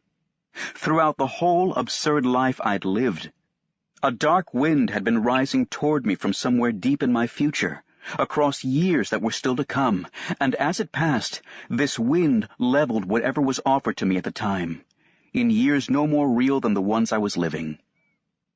What did other people's deaths, or a mother's love matter to me? What did his God, or the lives people choose, or the fate they think they elect matter to me, when we're all elected by the same fate? Me and billions of privileged people like him who also called themselves my brothers. Couldn't he see? Couldn't he see that? Everybody was privileged. There were only privileged people. The others would all be condemned one day, and he would be condemned too. What would it matter if he were accused of murder and then executed because he didn't cry at his mother's funeral? Salamano's dog was worth just as much as his wife. The little robot woman was just as guilty as the Parisian woman Masson married, or as Marie, who had wanted me to marry her.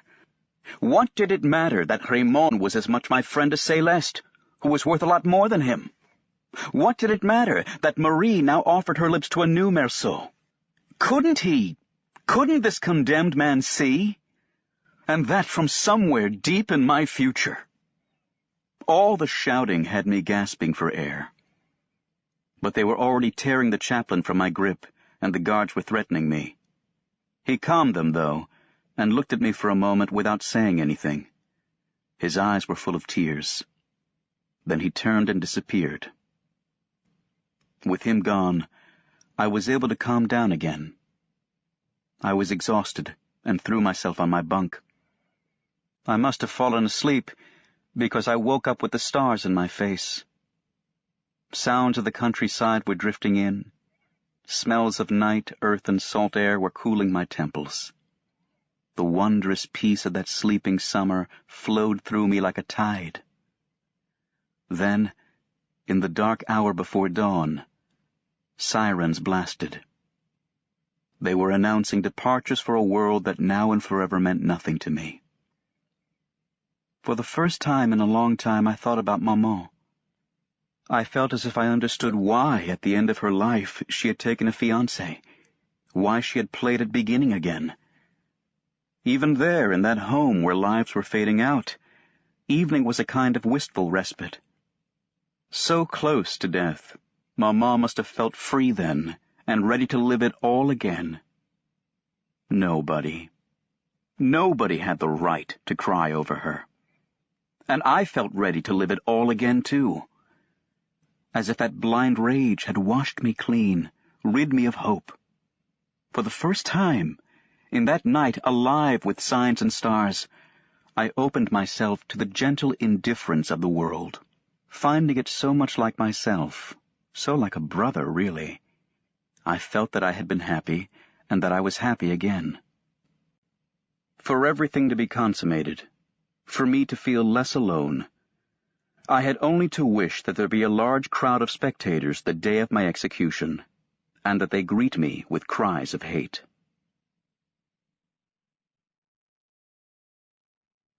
The End.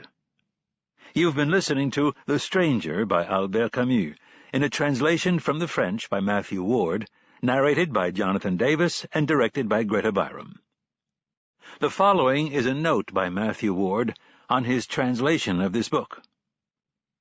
The Stranger demanded of Camus the creation of a style at once literary and profoundly popular, an artistic sleight of hand that would make the complexities of a man's life appear simple. Despite appearances, though, neither Camus nor Meursault ever tried to make things simple for themselves. Indeed, in the mind of a moralist, simplification is tantamount to immorality, and Meursault and Camus are each moralists in their own way. What little Meursault says or feels or does resonates with all he does not say, all he does not feel, all he does not do. The simplicity of the text is merely apparent and everywhere paradoxical. Camus acknowledged employing an American method in writing The Stranger in the first half of the book in particular. The short, precise sentences, the depiction of a character ostensibly without consciousness, and in places the tough guy tone. Hemingway, Dos Passos, Faulkner, Kane, and others had pointed the way. There is some irony, then, in the fact that for 40 years the only translation available to American audiences should be Stuart Gilbert's Britannic rendering. His is the version we have all read, the version I read as a schoolboy in the Boondocks some 20 years ago. As all translators do, Gilbert gave the novel a consistency and voice all his own. A certain paraphrastic earnestness might be a way of describing his effort to make the text intelligible, to help the English-speaking reader understand what Camus meant. In addition to giving the text a more American quality, I have also attempted to venture farther into the letter of Camus' novel to capture what he said and how he said it, not what he meant. In theory, the latter should take care of itself. When Meursault meets old Salamano and his dog in the dark stairwell of their apartment house, Meursault observes, "Il était avec son chien." With the reflex of a well-bred Englishman, Gilbert restores the conventional relation between man and beast and gives additional adverbial information. As usual, he had his dog with him. But I have taken Meursault at his word. He was with his dog, in the way one is with a spouse or a friend. A sentence as straightforward as this gives us the world through Meursault's eyes. As he says toward the end of his story, as he sees things, Salamano's dog was worth just as much as Salamano's wife. Such peculiarities of perception, such psychological increments of character are Meursault. It is by pursuing what is unconventional in Camus' writing that one approaches a degree of its still startling originality. In the second half of the novel, Camus gives freer rein to a lyricism which is his alone as he takes Meursault, now stripped of his liberty, beyond sensation to enforced memory, unsatisfied desire, and finally to a kind of understanding. In this stylistic difference between the two parts, as everywhere, an impossible fidelity has been my purpose. No sentence in French literature in English translation is better known than the opening sentence of The Stranger. It has become a sacred cow of sorts, and I have changed it. In his notebooks, Camus recorded the observation that the curious feeling the son has for his mother constitutes all his sensibility. And Sartre, in his Explication de l'étranger, goes out of his way to point out Meursault's use of the child's word maman when speaking of his mother. To use the more removed adult mother is, I believe, to change the nature of Meursault's curious feeling for her.